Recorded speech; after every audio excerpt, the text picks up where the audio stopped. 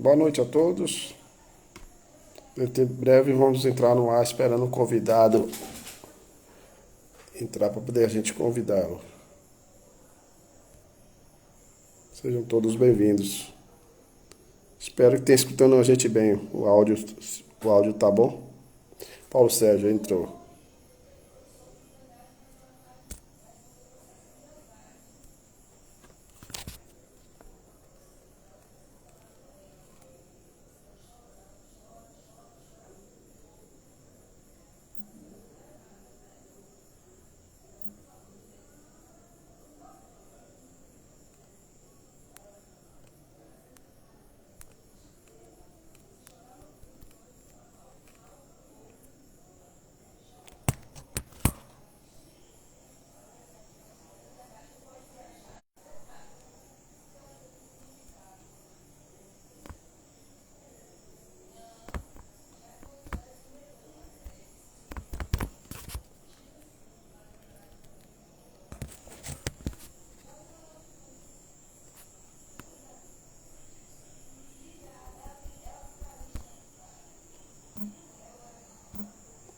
Paulo, boa noite. Estou tentando inserir aqui na.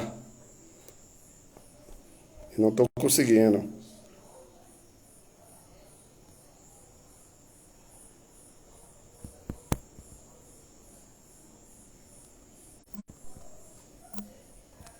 Paulo, eu já te convidei já. Você aceitou aí o convite?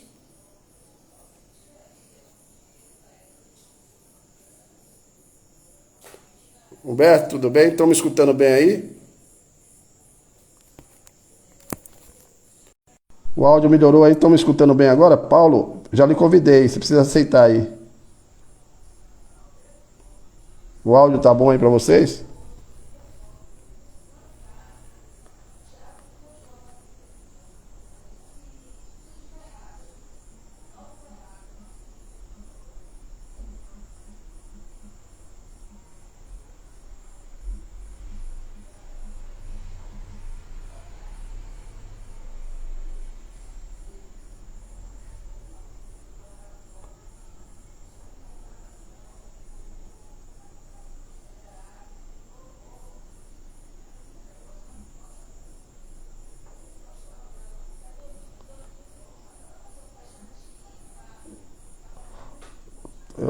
O áudio tá bom? É o Paulo, você sai aí e entre novamente no Instagram, porque eu já mandei o convite para você, não?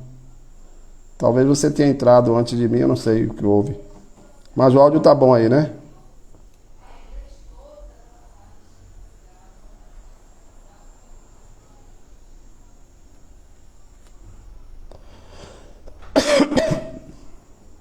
Tá me escutando bem, Paulo?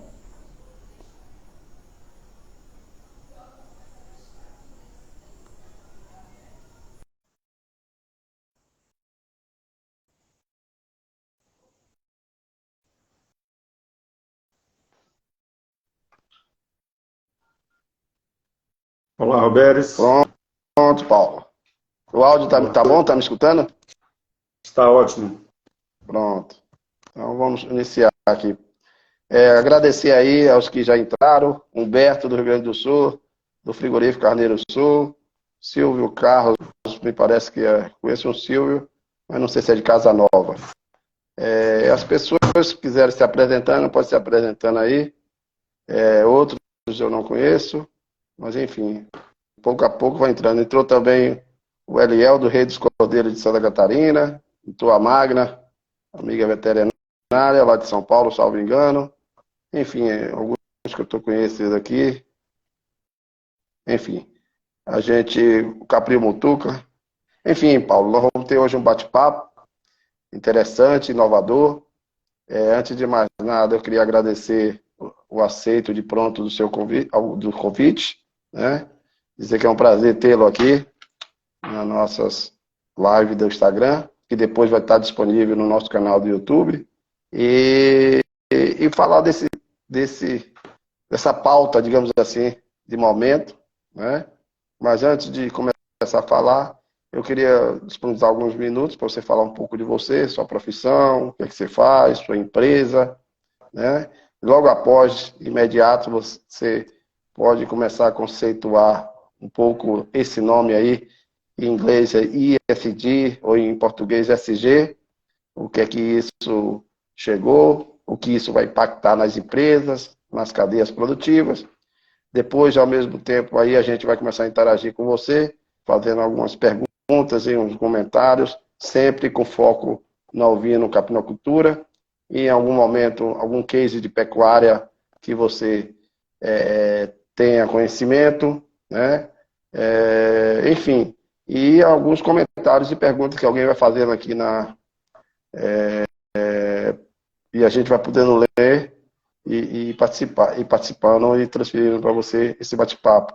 Tá bom, Paulo? Deu para entender? Perfeito. Espero que todos estejam também aí tendo áudio e imagem. Boa noite a todos. Vou agradecer a presença das pessoas que estão assistindo aí e pegar um dos visitantes aí, o Capril Mutuca, né? Alegria estar com vocês aí, do Capril Mutuca, e aqui também. Meu nome é Paulo Sérgio Silva Ramos, eu sou engenheiro agrônomo, formei na Universidade Federal da Bahia, em Cruz das Almas, em 1992, já tem um tempinho.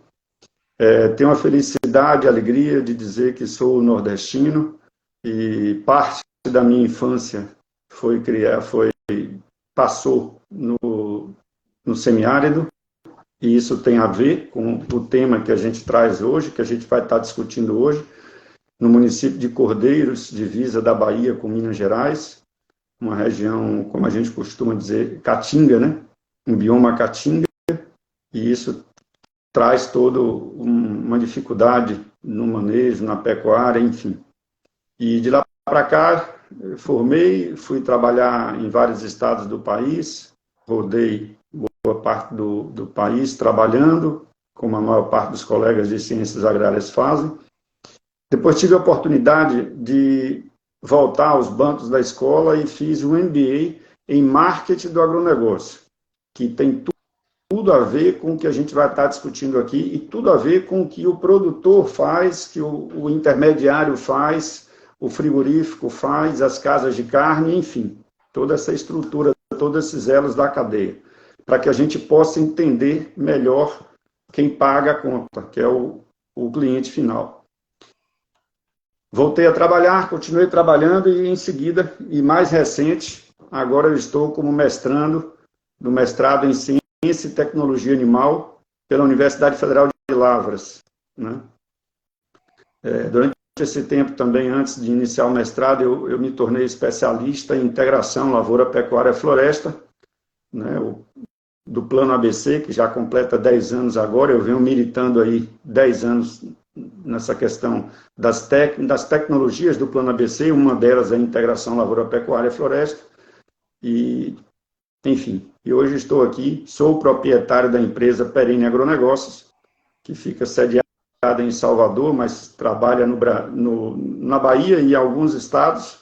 Hoje nós somos uma equipe, eu, mais um agrônomo, mais uma engenheira florestal e mais uma pessoa do administrativo. Então essa hoje é a Perene Agronegócios. Agradeço também aí o convite do colega Roberes, uma satisfação, uma honra estar participando das redes sociais do amigo, e espero discutir um pouco com as pessoas que estão aqui. Não há intenção da nossa parte, eu vou estender isso a Roberes, com certeza, de terminar o assunto, de estancar o assunto aqui, a agenda é ESG, pelo contrário, a gente apenas inicia essa boa discussão. Então, é esse o objetivo, startar essa discussão e dizer o seguinte, para quem está acompanhando, para aqueles que não gostaram do tema, que chegue essa mensagem até eles. Não é modismo, é algo que veio para ficar, é algo palpável, prático, claro, teórico também, mas que é algo que tem que ser feito. Paulo, tem que ser feito? É alguma normativa, é alguma lei? Não, é mais do que isso. É o que o cliente quer na ponta. É o que o cliente quer nas gôndolas do supermercado. E quem define nosso manejo, o que a gente vai fazer nas nossas propriedades, o que nós, profissionais de ciências agrárias, devemos conduzir no campo, são justamente as pessoas, os donos de casa, as donas de casa, as famílias que estão comprando os nossos produtos. Então, não entendam como modismo, porque não é. Falou, Bem, Paulo. Paulo, só lhe interrompendo, Paulo, para poder pontuar o que você disse aí, e eu esqueci de falar no início realmente, não é pretensão nenhuma nossa esgotar o assunto, muito pelo contrário, é provocar, né, provocar no sentido das pessoas estarem atentas, né, para essas questões, né, e eu tenho estudado ultimamente, por uma necessidade, tenho que estudar, fiz uma colazinha aqui, Paulo, de 4 páginas, para não esquecer. É uma coisa muito nova para mim, é coisa de 12 meses para cá, que a gente vem se debruçando para entender um pouco e poder transmitir alguma informação a vocês. Mas dizer, Paulo, que inclusive tem um pouco a ver com coisas lá na década de 90, né, Paulo? Porque antes de existir agora o SG, como você disse, bem disse, não é moda, né? Diferentemente como a gente via na década de 90 o produto orgânico certificado, né? Mas quando veio a onda do produto orgânico certificado e a ISO 14000, né, ela já veio sinalizando alguma coisa, né? Então o orgânico, inclusive, Paulo, na década de 90, enquanto eu estava na FETEA, de uma fundação da Escola de Administração da Universidade Federal da Bahia, que a gente dava consultoria a um grupo de um centro de agronegócio, mais ou menos assim, a gente qualificou todos os técnicos da EBDA naquela época, na década de 90, para entender o que era o produto certificado orgânico. Naquela oportunidade, só tinha 2 empresas no Brasil. Era o IBD e uma outra empresa com nome assim de japonês, Yokida, alguma coisa assim, Okada, todas as 2 interiores de São Paulo. E a gente teve o prazer de treinar todos os profissionais, ou quase todos que foram, durante uma semana na escola de administração. E depois isso avançou, que aí nós tivemos a oportunidade de ter inspetores de certificação do produto orgânico certificado aqui na Bahia, né, pelo IBD. Certificamos o primeiro cacau orgânico, se não foi do mundo, foi um dos primeiros aqui na Bahia, né? Hoje a Bahia ainda exporta cacau orgânico através aqui de uma ONG de Ilhéus, né?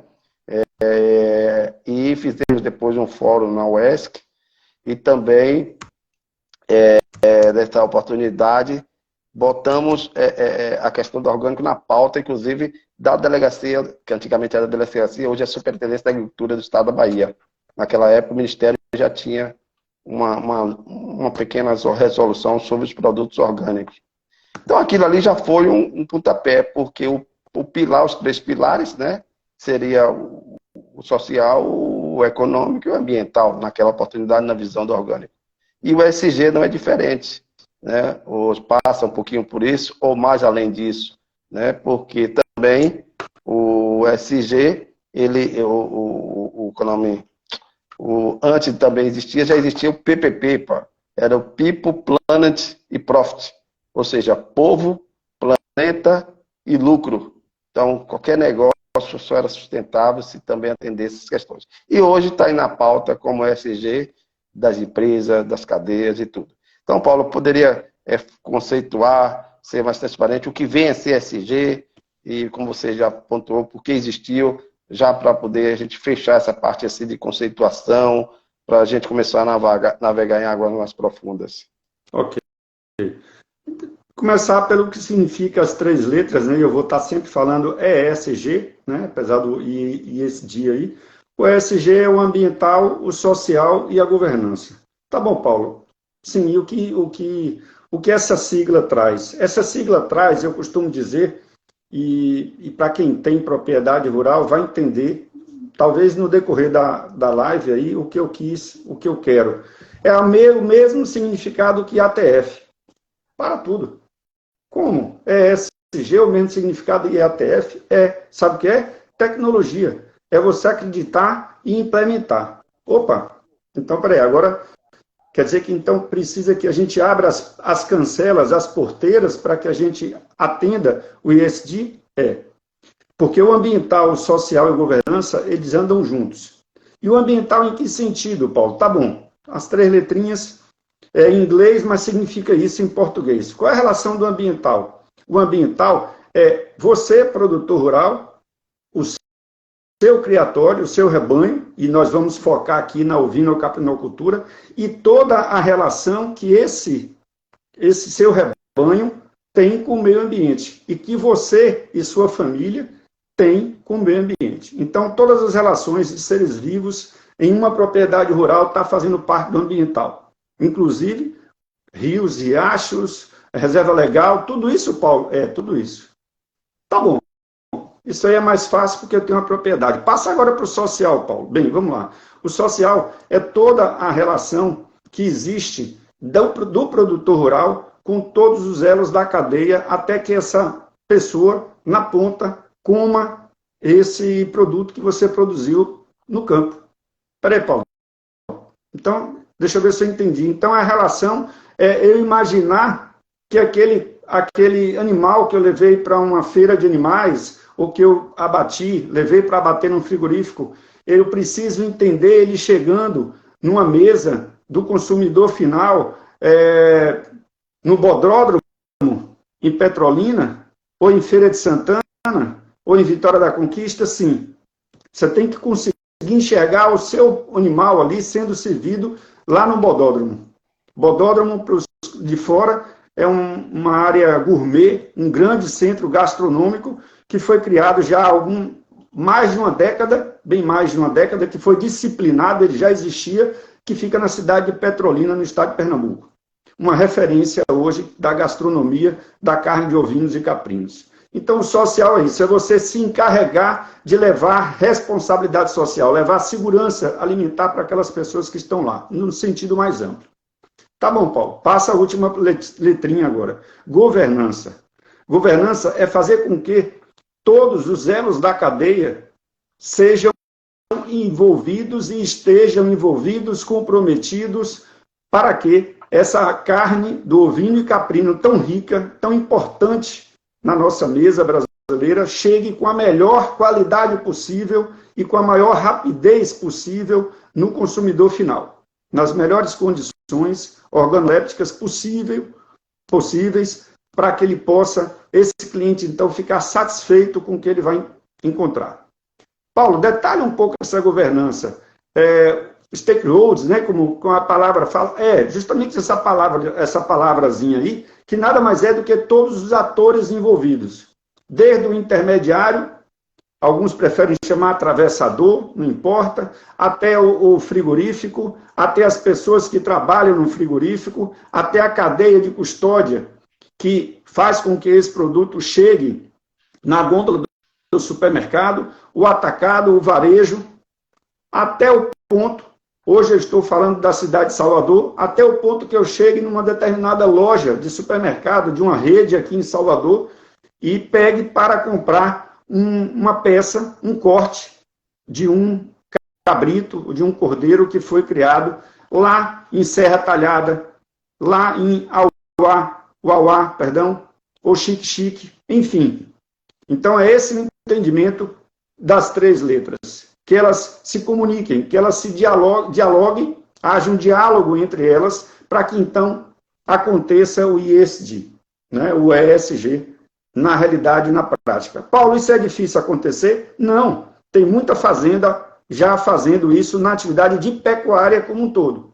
Talvez não tenha ainda de caprinos e ovinos, apesar de que eu sei que existem alguns bons casos de bons criadores no estado da Bahia que estão fazendo produtos de elite e oferecendo ao mercado específico casas de carne gourmet que já estão próximos do ESG. Talvez ainda não esteja estabelecido como ESG, mas já tem algo para ser compilado, anotado. Paulo, agora já uma vez ser conceituado, por uma questão de ordem e didática, vamos, como diz o outro, começar pelo começo, né? Vamos falar, porque o que acontece é o seguinte, a gente vai tentar colocar o ovino caprino na pauta e no sistema de cadeia produtiva. Então, vamos falar do primeiro ambiental na questão prática, né, no sentido do elo produtor, dentro da fazenda, né? Então, às vezes, tem muitos produtores aqui, criadores de caprinos e ovinos, e que, às vezes, não saiba como está situado. Você contextualizou bem a questão do ambiental no sentido macro, da propriedade do território rural, né, que é a questão do cuidado com os rios, a conservação, a preservação de áreas segundo o nosso Código Florestal, uma série de coisas que isso já é padrão, né? Mas vamos agora pensar no animal caprino e ovino, né? A gente vai falar em nível de Brasil, mas sempre mais com foco do Nordeste, porque a gente vê que o Nordeste digamos assim, demanda mais essa informação no sentido da prática que vivencia hoje, né? Então vamos lá. Mas isso é normal em todo o Brasil, né? Acontecer. Então eu poderia dizer, e você depois pode adentrar, Paulo, para a questão de um case ligado à pecuária, que você já conhece e tudo, né, das práticas no primeiro momento do ambiental, na propriedade rural. Aí depois a gente avança para a agroindústria, para as relações e para o consumidor final. O que importa lá, como você disse, que é quem paga a conta de tudo, quem é o voto monetário, que é o consumidor final e que está atento a essas mudanças e essas iniciativas, né, do produto sustentável, né, digamos assim. Como você disse, não é modismo, está na pauta, está na... Enfim, vamos lá. Eu fiz algumas pesquinhas aqui, como diz o outro, eu não sou estudioso do assunto, e tive que fazer essas pescas nos últimos 12 meses. Eu tinha comentado até a você que uma coisa muito importante é a questão do bem-estar animal, né? Esse bem-estar animal, ele tem tudo a ver com a primeira questão ambiental relativa ao ovino e caprino. Então, o que é o bem-estar animal é o quê? Né? Segundo a minha colinha aqui, é o estado do corpo do animal. O estado do corpo do animal pode ser bom, ruim, rico, pobre. Pode ser predador, sede e fome. Por outro lado, existem os princípios, que são os princípios físico e psíquico, Paulo. Eu não imaginava, Paulo, animal ter psíquico, né? E aqui nos físicos é a boa nutrição, a boa saúde, o bom ambiente e o bom comportamento do animal. E no psíquico, o bom estado mental do animal. Mas vamos deixar essa discussão um pouquinho para frente. Mas o que eu queria ir mais no cerne da questão é que, vamos dar um exemplo aqui na prática do caprino e ovino, o que acontece?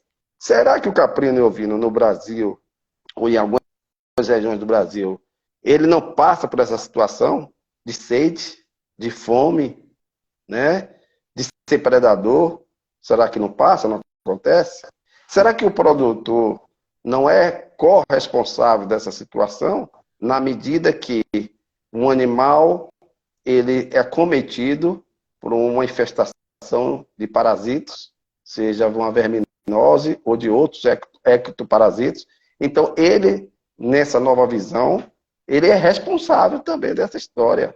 Então, você não pode falar em ESG na cadeia produtiva enquanto fatos como esse estão acontecendo na produção. Ou seja, por que o animal não viabiliza uma boa carcaça, uma boa carne lá para a indústria e por tabela lá na ponta? Porque esse animal, durante a vida dele, ou no melhor tempo da vida dele de jovem, ele não é bem nutrido, não é bem alimentado, por consequência não é bem nutrido, não é bem tratado no que diz respeito às doenças infecciosas e às doenças, né, gastrointestinais, como os parasitas, ectoparasitos.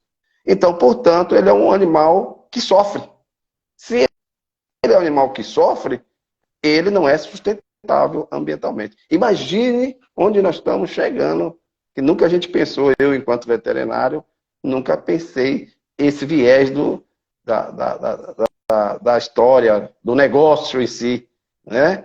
Então, a coisa não é pouca coisa não, viu, Paulo? A coisa é muito séria, né? Então, os consumidores hoje, né, por exemplo, meus filhos e meus netos futuro, já começam a ter e vão nascer com essa visão, né? Uma visão de sustentabilidade. Eu tenho filha que é vegetariana, eu tenho filha que é vegetariana, não pelo fato de achar que comer vegetais é mais sadio do que proteína animal. Muito pelo contrário, sabe porque ela é vegetariana? Por causa do sofrimento dos animais. Imagine. causa do sofrimento dos animais, né? É claro que tem um pouco, ela não conhece muito como são as tecnologias hoje, de abate, cada vez mais tecnologias, elas vão ficando mais avançadas no sentido do tratar o animal do campo até a indústria frigorífica, matadora, abatedora, mas ela virou vegetariana por causa disso, sofrimento de animais, de maneira genérica, e pã, acabou, ponto final, né?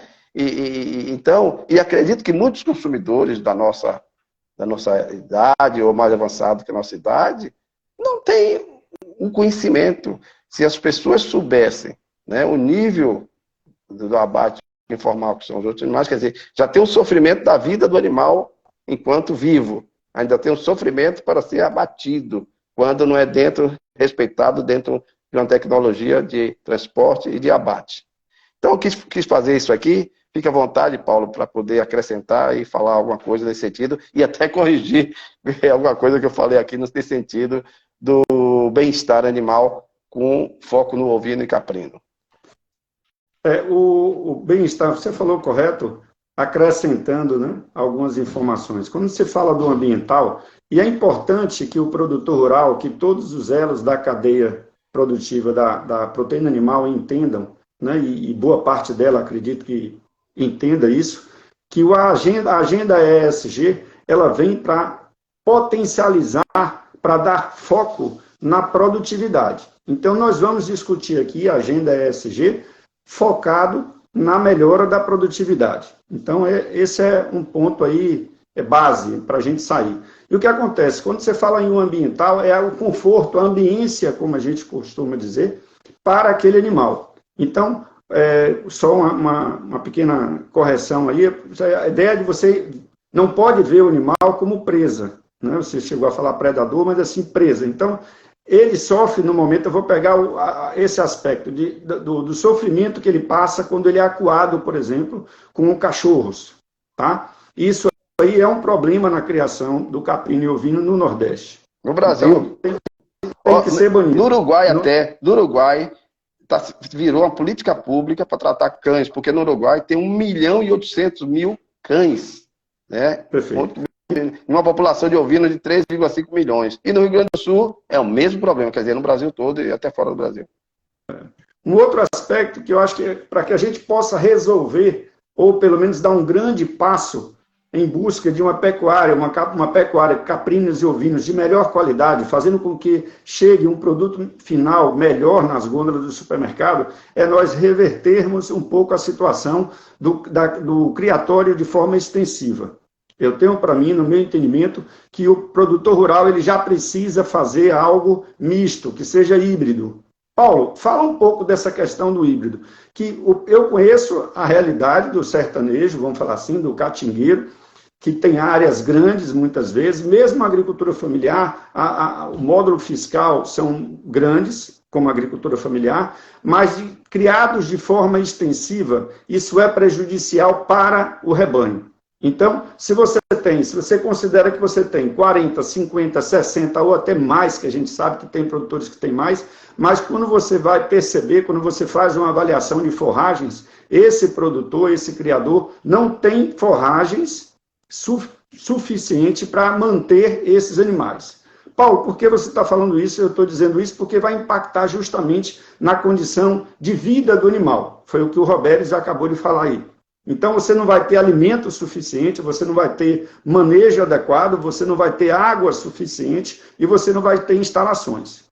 Paulo, isso tudo vai no ambiental? Vai. Ambiental não é só aquela ideia que até então alguns tinham, porque eu preciso proteger a floresta, preciso proteger o meio ambiente. Você precisa proteger o que você cria também e dar o mínimo de condições necessárias para que esses animais possam criar de forma, com toda a saúde possível, externando o seu potencial. Opa, isso eu gostei, Paulo. Externando o seu potencial externando o seu potencial produtivo. Para que você passe, você produtor rural e toda a cadeia, passe a ganhar mais. Já comecei a gostar da conversa, porque ganhar mais o produtor sempre quer. É isso. A agenda ESG vai permitir que você ganhe mais. Se você adotar essas técnicas, as técnicas conhecidas, talvez as 3 letrinhas, ou até em inglês, você não as conheça. Mas as técnicas, elas são conhecidas. É preciso que você reveja, repense da forma com que você faz no seu criatório. Não adianta você ter 100, 150, 200 e tratar mal, e cuidar mal. É melhor que você tenha 50, 60.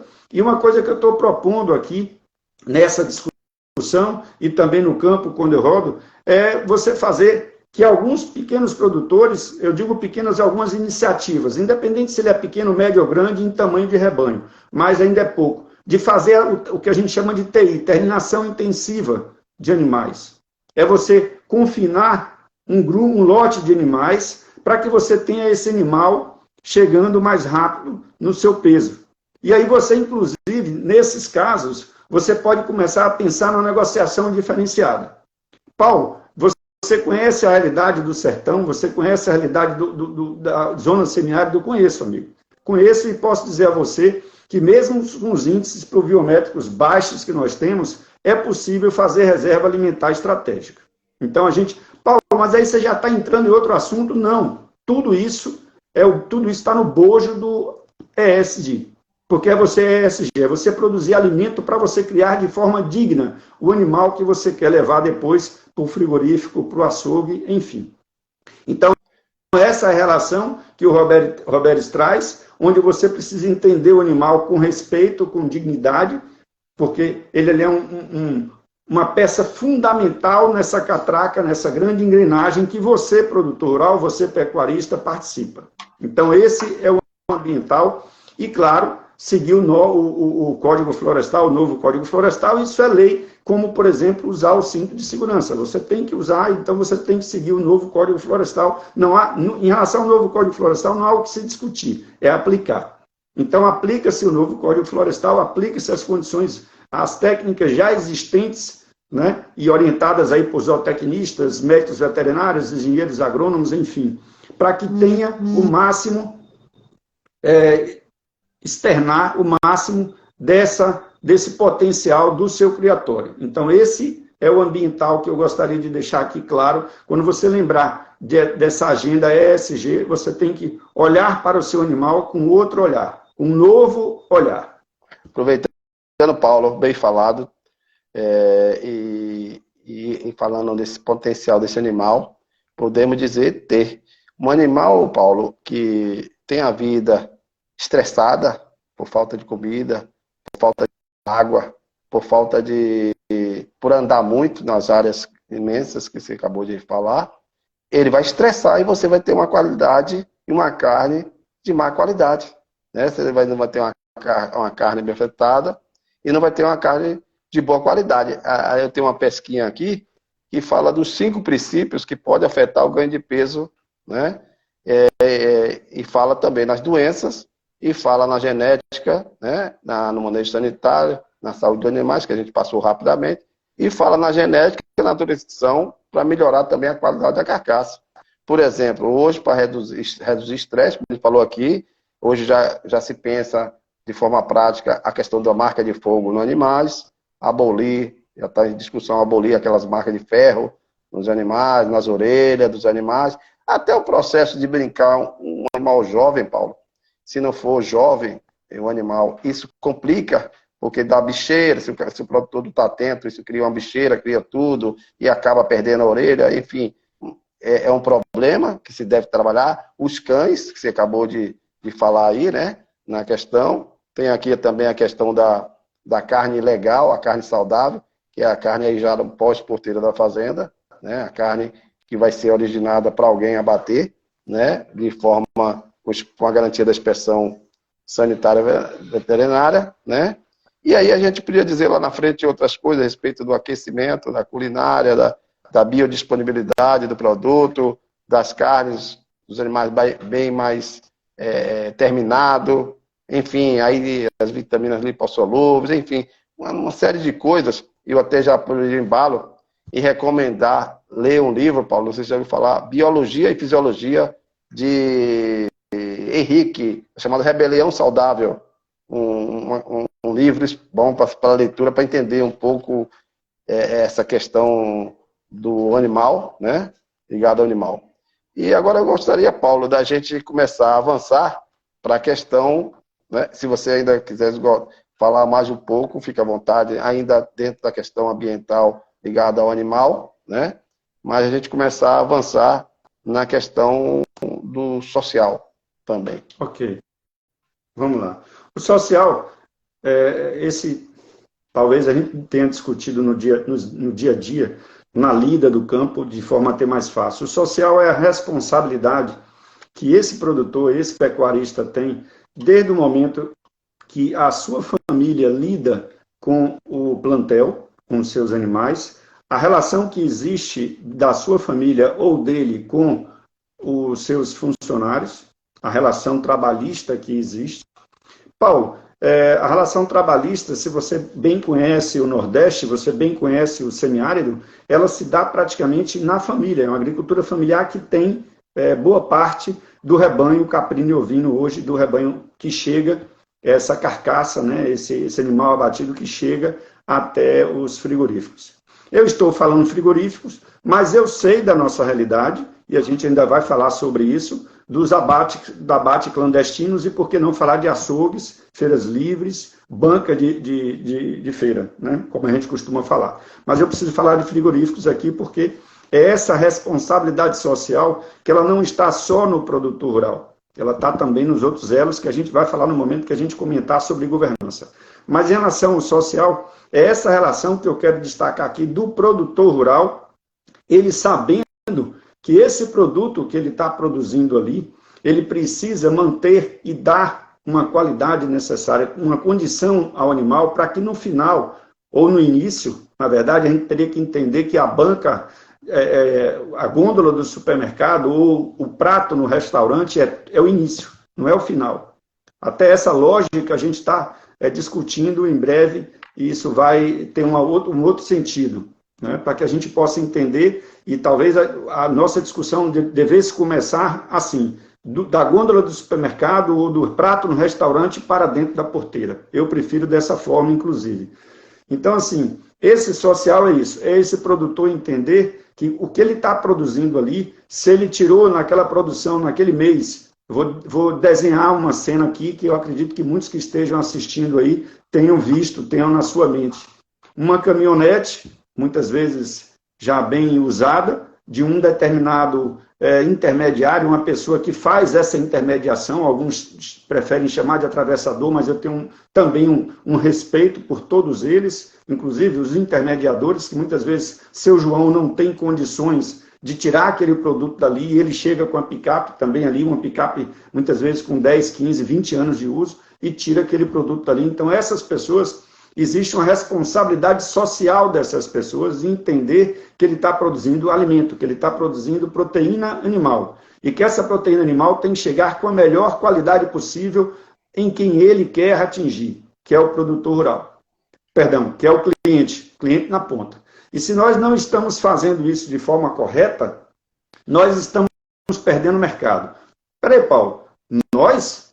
Não, eu vendo aqui o meu carneiro, eu vendo aqui o meu cabrito, né? E não estou perdendo mercado. O que eu tiver, eu vendo aqui. Mas cada vez com um preço menor. É muito comum eu chegar, eu rodo, né? Vou a Serrinha, zona rural de Serrinha, e pergunto às pessoas lá, não, Paulo, o que eu tiver aqui eu vendo. Mas com o preço que você quer, aí eles dão risada. Não, Paulo, não é assim não. Essa é a parte ruim. Mas claro que é a parte ruim. Porque nós não estamos, e aí a gente já começa a pontuar, o ambiental e o social, nós não estamos dando de forma digna. Peraí, Paulo, por que nós não estamos dando? Porque sempre no plural, porque aí a última letrinha é justamente a governança. A relação entre todos os atores que precisa ser rediscutido, que precisa ser debatido. Recentemente, o Roberes tocou nesse assunto comigo, quando ele traz, inclusive, a participação que eu acho fundamental do Ministério Público, do setor de vigilância sanitária, todos os elos das instituições financeiras, a gente precisa rediscutir isso, a forma com que é criado e da forma com que cada elo tem a sua responsabilidade social. Então, fechando falando a social, seria isso. Antes de a gente iniciar a governança, retornar a palavra para o Paulo, eu gostaria de comentar aqui, ainda do social, no sentido da cadeia produtiva, no sentido do agronegócio no Brasil, né?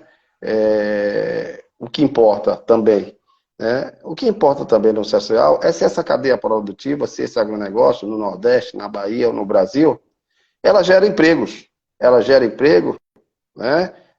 Quantos empregos ela gera, né? Ela de fato, a gente sabe que a pequena produção, chamada de agricultura familiar, né? Ela, entre aspas, ela consolida, ou melhor dizendo, fixa o homem no campo, tá certo? Perfeito. Agora, fixa o homem, tem que fixar o homem no campo com todas as condições sustentáveis. Não é o homem ficar jogado no campo, porque não tem para onde fazer nem para onde ir. Isso é outra coisa, né? Então, a gente parte do pressuposto de uma questão de um homem no campo de forma sustentável, ou em forma individual, ou em forma associativa, ou cooperativa, mas sustentável, na questão principalmente da ovino-capricultura, porque a gente sabe que a produção de ovinos e caprinos no Brasil, tanto no Nordeste como na região sul do Brasil, as áreas rurais são, na sua maioria, pequenos produtores ou pequenos rebanhos por propriedade, certo? Não ultrapassando as 100 matrizes por produtor. No Nordeste, até menos. Né? Então, por si só, ela é uma atividade que fixa, que tem a tendência de fixar o homem no campo. Né? E no Nordeste, ainda com uma outra questão, onde o caprino e o ovino é que dá sustentabilidade, né, econômica, principalmente, para ele ter uma criação de bovino. Né? Eu até brinco que o caprino ovino subsidia a criação de bovino em algumas áreas do semiárido do Nordeste. Né? Mas, enfim, voltando à questão ainda do social dentro de um plano macro de cadeia produtiva de Brasil. Então, essa cadeia produtiva, esse agronegócio, ele gera balança comercial para o país? Né? Gera, quais são os números, né? Quais são os números que importam nessa economia brasileira? Haja visto que nós somos importadores de carne ovina, né? Nós já importamos muito mais, hoje importamos muito menos. Agradecemos a China, que está comprando tudo do Uruguai, né? E aí a gente não tem uma pressão de oferta dentro do Brasil, porque a China, que já consumiu 12 mil toneladas, hoje está na faixa de 7, 8 mil, 9 mil toneladas ano de carne ovina, né, exportada para o Brasil, mas a gente, por um lado, o Uruguai ajuda o consumidor brasileiro na disponibilização dessa carne. A gente sabe que o Uruguai, hoje em dia, não tem interesse de vender para o Brasil, ele prefere vender para a China do que vender para o Brasil, né? Mas o Brasil é uma desova, às vezes, né? É uma desova, principalmente de uns cortes que são mal demandados no mercado internacional, como paleta e costela, principalmente paleta. Então, ele sabe que o Sul e a região Sudeste são grandes consumidores de paleta, então eles mandam todas as paletas para cá. E hoje em dia, Paulo, estive sabendo recentemente, como o Uruguai hoje é o melhor país para investir da América do Sul, sabia disso? E é o país com maior renda per capita da América do Sul. O Uruguai hoje, a renda per capita do Uruguai é $17.500. E hoje no Uruguai você vira cidadão uruguaio se provar ao governo que você passou 6 meses morando no Uruguai.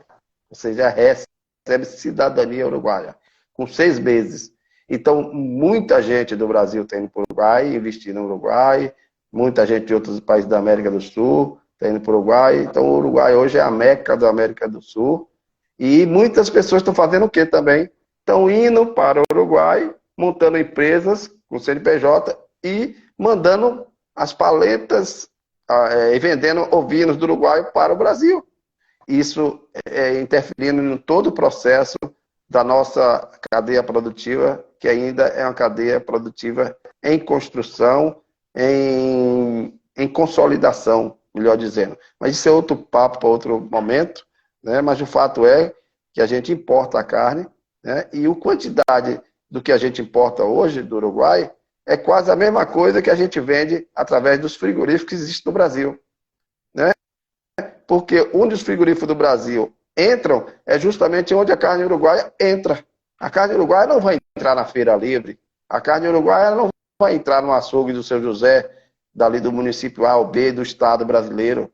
A carne uruguaia ela vai entrar nas boutiques, nas casas de carne, nas redes de supermercados, e vai entrar direto competindo, né? Agora mesmo, em janeiro, a carne uruguaia, Paulo, pela primeira vez na vida, baixou os $4.000 por tonelada. Não chegou a $3.900 por tonelada as exportações. A China mesmo foi o maior, ainda bem que a China importou bastante esse mês de janeiro, aliviou um pouco o Brasil, né? E a pressão de oferta dentro do Brasil, né? Então, essas questões para discutir que o Brasil é ainda importador. Então, isso pressiona as indústrias frigoríficas, pressiona a concorrência, as indústrias frigoríficas não querem pagar o preço, né, mais remunerador por qualquer animal que passou por um mau bem-estar animal, né? E a frigorífica só quer pagar o animal bem terminado. Esse animal que ficou jovem, precoce e que teve uma boa carcaça e uma boa carne. É por isso que está os confinamentos, uma das razões que os confinamentos passam a existir no Nordeste, né? Para atender uma demanda da indústria da carne ovina no Nordeste. Porque o produtor que deixa o animal sofrer, entre aspas, né, Paulo? Ele também não tem esse interesse. É uma série de outras condições ambientais, de políticas públicas, social, financeiras, política pública que não constrói um ambiente favorável e que pese o esforço de alguns governos no Nordeste, toda regra de exceção. Mas essas políticas públicas têm que ser construídas com políticas privadas. Política pública sozinha não vai, tem que estar de acordo com as políticas privadas para criar um ambiente favorável. Então, falando mais do social, eu queria só fazer essa colocação do social no sentido da cadeia produtiva no Brasil e desse agronegócio com todos os segmentos juntos, né? Você querendo falar alguma coisa mais ainda do social e entrar no governança, vamos lá. Eu vou tocar no assunto, para entrar na questão da governança, eu vou falar ainda, finalizando do social, e do social falando de pessoas, eu, você, João, Maria, José, enfim. E a gente buscar no histórico de como acontece, né, o consumo dessa carne de caprinos e ovinos no Nordeste. E eu vou comparar um pouco, não sou tão velho, mas consumi muito galinha caipira, galinha de roça, galinha de terreiro, nas propriedades dos meus avós, meu pai também. Então, o que acontece? Nós criávamos, vou descrever aqui uma cena que muitos já lembram ou já viram, né? Claro, se lembram, já viram. Mas assim que vivenciaram. É você ter um número de galinhas e um determinado dia da semana você abater aquela galinha, né? A sua avó, a sua mãe, um parente, o pai e tal, abater aquela galinha, preparar aquele animal para comer. Paulo, só um instante, a gente está falando de cordeiros, de ovinos e caprinos. É isso mesmo. Eu quero comparar, eu quero estabelecer um comparativo. E aí o que é que você entra? Você entra também na mesma filosofia, onde aquele agricultor familiar, aquela família, aquela propriedade rural tem uma quantidade, isso é comum ainda, de ter a propriedade, de ter uma quantidade de animais, de caprinos ou ovinos, para o abastecimento da própria família. Então, isso aí já começa, agora a gente já está passando por hábito de consumo alimentar. No momento que nós não nos atentarmos para a questão do hábito alimentar dessa população, que seja do Nordeste, que seja do Brasil, a gente não vai conseguir fazer nenhuma mudança na cadeia produtiva, no arranjo produtivo da caprino, do ovino. Por quê? Porque eu acredito nisso. E vou justificar por quê. Se não ocorre uma mudança, se não acontece uma boa leitura, uma boa pesquisa de marketing para identificar o que o produtor, o que o consumidor está comprando nas feiras livres do Nordeste, nas feiras livres das cidades do Nordeste, focando agora o Nordeste e também em alguns lugares no sul, sudeste do país, centro-oeste.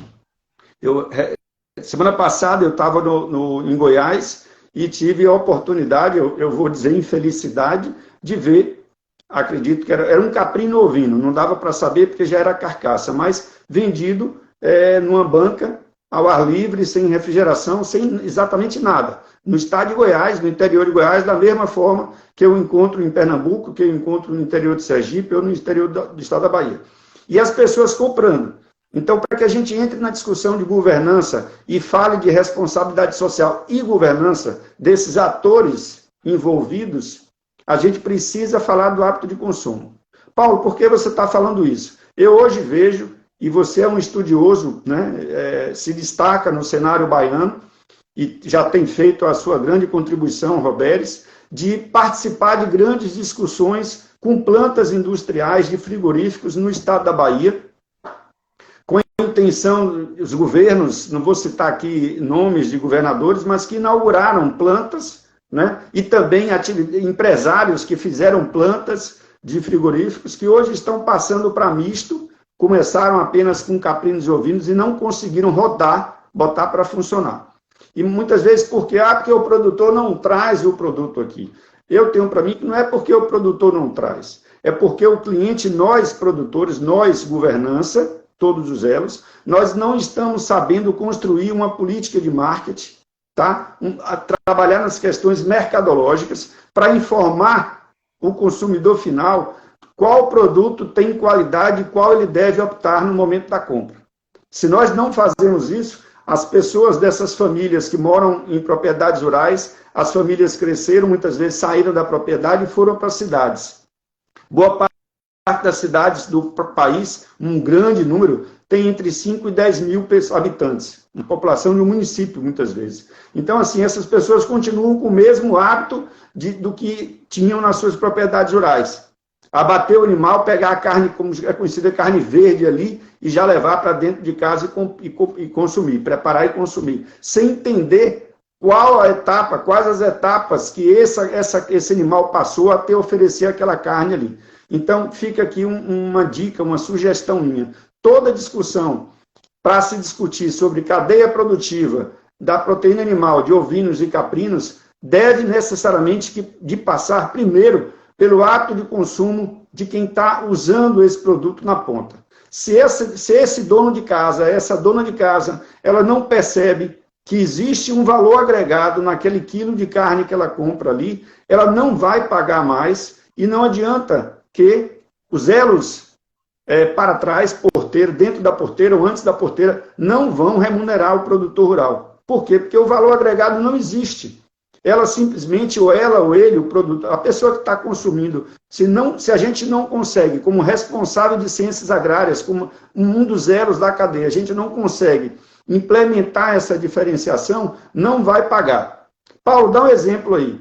Carne Angus, da pecuária. A associação ou as associações, eles se uniram e fizeram um trabalho muito bem feito no aspecto mercadológico. E aí não é só a questão de publicidade, propaganda, marketing, é um conjunto de ações para que as pessoas na ponta, nos supermercados, no varejo, percebessem a qualidade da raça Angus. E aí eles passam, então, a consumir aquele produto. Você hoje, sem fazer propaganda, mas já dizendo, você hoje vai no McDonald's e você pode optar por um determinado sanduíche com aquela carne, daquela raça. E muitas vezes, se você perguntar ao consumidor se ele conhece, bote um animal, um bovino da raça Angus e um Nelore, ele não vai saber diferenciar, mas ele quer a raça Angus. Ou seja, a comunicação se deu de forma perfeita. É dessa forma que eu acredito que a gente vai mudar. E aí já estamos falando de governança. A gente está falando do aspecto político, dos gestores públicos, de Ministério Público, de frigoríficos, de açougues. E você que está nos assistindo, ou poderá assistir no futuro, você também do açougue, você também que abate um animal no interior do estado da Bahia ou no interior do Nordeste, e você já trabalha com isso há 26 anos, Paulo, que eu abato animal. Não, mas eu tenho todo o cuidado do mundo, meu açougue é limpinho. Esse entendimento que você precisa ter. E aí a gente continua vendo, só para concluir aqui, a gente continua vendo plantas inoperantes, né, frigoríficos deixando muitas vezes de abater. Por quê? Porque não tem animal. Mas não tem animal é uma coisa lá atrás, é porque o consumidor não consegue perceber isso. A mesma coisa, isso vai para a cadeia produtiva de proteína vegetal. Eu tive a felicidade de trabalhar no Vale do São Francisco, conheço bem o bodódromo, mas agora eu vou falar das frutas.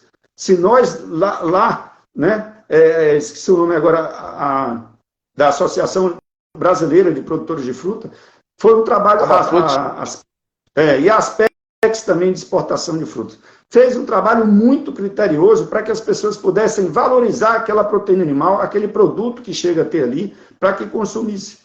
Então, é nesse sentido de você melhorar essa comunicação para quem está comprando. Porque senão, se nós não melhorarmos essa comunicação, eu, consumidor, eu já moro em Salvador, vou para o interior da Bahia, e lá, se eu não sou informado dos riscos que eu posso estar trazendo para dentro da minha casa, para a minha família, daquele abate clandestino, para mim não me diz nada. Não adianta, eu gostaria de também deixar essa discussão aqui, não adianta nós montarmos uma live aí, ou outra discussão, entrar numa associação, num painel e tal, para discutir ou no próprio SEAGRE ou na SDR e discutir o problema do abate clandestino. Não adianta. É uma questão cultural. Ah, Paulo, mas isso não vai ter interferência? Vai, mas não dessa forma, no meu entendimento, que você vai combater. Você tem que informar quem está comprando. No momento que você informa as pessoas que estão comprando o que aquele abate clandestino pode proporcionar de ruim para a sua família, aí você muda o conceito. Aí é da ponta do consumidor para dentro do criatório. Paulo, bem colocado, Paulo. Espetacular. Eu acho também, viu, e eu vou falar aqui vou dar dois exemplos, que tem a ver com isso que você falou. Só para mostrar a vocês, no Rio Grande do Sul, nós tivemos uma discussões com os técnicos, depois nós chegamos a uma conclusão. E também no Uruguai acontece isso, e no Nordeste não é diferente. Não é que o produtor ele não vai consumir a carne que ele abate na fazenda dele. Você mesmo disse, isso é uma questão cultural, é uma questão até de proteína, né? A proteína da carne ovina é uma proteína saudável, assim como a de caprina. Mas o que eu digo é o seguinte, só para dar números, eu sempre gosto de dar números. No Uruguai, tem 1 milhão o ano passado, o Uruguai abateu 1 milhão e 400 mil cabeças. Você sabe quantos animais? E olha que a distribuição da carne ovina no Uruguai é menos, no mercado interno do Uruguai, ela é menos profissional do que a nossa aqui no Nordeste, do que a nossa aqui no Brasil. O Brasil está muito mais na frente, né, na carne ovina, no varejo, nas lojas, das marcas brasileiras processadas aqui no Brasil, do que o Uruguai, tá certo? Porque o Uruguai vive mais da exportação. Tanto é que esse ano, em 2023, o Uruguai vai fazer um grande trabalho de incentivo e fomento à comercialização de varejo para aumentar o consumo per capita da carne ovina do Uruguai. Entretanto, o Uruguai é grande consumidor. Sabe quantas mil cabeças, mais ou menos, o Uruguai consumiu de carne ovina de abate informal? 400 mil cabeças. Olha, o Uruguai exportou 1 milhão e 400 e consumiu 400 mil cabeças a nível de propriedade rural, de vizinhança, que eles chamam lá de os gauchos, etc. e tal. É uma questão de tradição cultural. Né? Isso acontece também no Rio Grande do Sul, em menor. A gente está falando em 400 mil animais no Uruguai, a gente pode falar no Rio Grande do Sul em 120, 150 mil animais dessa forma. Só que tanto o Uruguai como o Rio Grande do Sul não faz disso uma comercialização, tá certo? Nem o Rio Grande do Sul, nem Santa Catarina, nem Paraná tem um nível altíssimo de comercialização de animais fruto de abate informal ou clandestino. Existe o consumo, mas não existe a comercialização. E o que existe aqui no Nordeste é os dois. Existe o consumo a nível de propriedade e vizinhança, normal, né? Normal entre aspas, né? E existe a comercialização que distorce preço, que tira empregos, que fecha plantas frigoríficas, que deixa a indústria ociosa. E você falou indústrias, e conheço muitas indústrias fechadas no Nordeste. Na mesma hora que tem gente querendo montar indústria para bater ovinos para abrir, tem muitos, eu posso lhe dizer aqui uns 4, 5. A primeira indústria da Bahia, financiada pelo BNB, coisa de 20 anos atrás, foi fechada. Eu fui o último que tive o prazer de arrendar e fiquei lá 5 anos de Jiquié. E a indústria vai lá em Jiquié. Hoje é terreno. É um terreno. Não existe mais aquela indústria que foi falada em prós e versos pelo Banco Nordeste como primeira planta financiada de caprino e ovino, final da década de 80, salvo engano, começo da década de 90. Acabou. Acabou por quê? Porque o dono quis acabar? Não. Por causa dessa desestruturação, desorganização da cadeia, por várias coisas que nós já falamos aqui, outras que não falamos e não falaremos, porque não é o foco da nossa live, né? Mas o fato é que isso está na pauta do dia aí. E tem tudo a ver com SG na questão que você vai começar a falar, da governança a nível de cadeia produtiva ou a nível das empresas nos segmentos da cadeia produtiva. Perfeito. Falando de governança, falando de frigoríficos, é interessante que a gente discuta sobre isso, né? E para que a gente consiga ter um produto final de melhor qualidade. Eu já tive a experiência, eu adoro as duas carnes, ovina e caprinas, adoro, compro, mas não consigo, toda vez que faço aqui na minha casa, sempre há uma variação, nunca existe um padrão, mesmo eu comprando carnes originadas de de frigoríficos conhecidos. E eu entendo por quê. A minha esposa é da área de saúde, eu explico a ela, ela não aceita, mas até entende. Mas o que acontece? Justamente, e se falando do mercado internacional de caprinos e ovinos, a gente percebe que os animais que vão para o abate em outros países, referências, são animais extremamente jovens. Aqui é o contrário. Aqui, grande parte dos animais que vão para o abate são animais velhos. Então, isso aí, e claro, tem um percentual também, já foi pior essa situação. Vamos dizer animais adultos. Vamos dizer animais adultos, não velhos. Tá, animais adultos com maior número de anos de vida, vamos falar assim. Então, o que acontece? E não há uma preocupação do produtor em mandar esses animais para o frigorífico. Ele simplesmente manda para o frigorífico. O frigorífico, muitas vezes, por falta de volume, ele abate esses animais e, para sua sobrevivência, quem sou eu aqui para estar julgando, mas coloca no mercado. Aí o que acontece? O mercado consumidor na ponta, eu consumidor, minha esposa consumidora, eles vão lá e compram. Comprou essa semana, tem uma qualidade boa. Passa 2 semanas, compra de novo. Vem uma qualidade ruim, porque pegou um animal velho. Passa mais 15 dias, compra outra, dá a infelicidade de pegar um lote também de animais com maior idade, número de anos de vida. De novo. Então, isso aí é o que acontece. Essa pessoa que está na ponta comprando, ele perde o interesse de adquirir aquele produto, ovino ou caprino. E isso é muito, muito ruim. Ou seja, esses elos da governança, eles não estão nos escutando. Eu estou falando agora com o consumidor final. Eles não estão nos enxergando. Precisa que haja uma valorização dessas pessoas que estão dando o palpite na ponta, né? Para que, então, traga essa discussão para dentro da porteira, no antes da porteira, dentro da porteira e na própria governança, esses atores, para que se discuta e veja como resolver. Uma situação que eu vejo, eu conheço boa parte do estado da Bahia, porque como agrônomo eu trabalhei um tempo no estado da Bahia e rodei, e o que me chama atenção, e há um tempo atrás, tem mais, se não me engano, 10 anos, a Embrapa fez um trabalho maravilhoso e desenvolveu um frigorífico numa carreta, uma unidade móvel para abate de suínos e aves, né? Que pode também, claro, perfeitamente ser adaptada para ovinos e caprinos.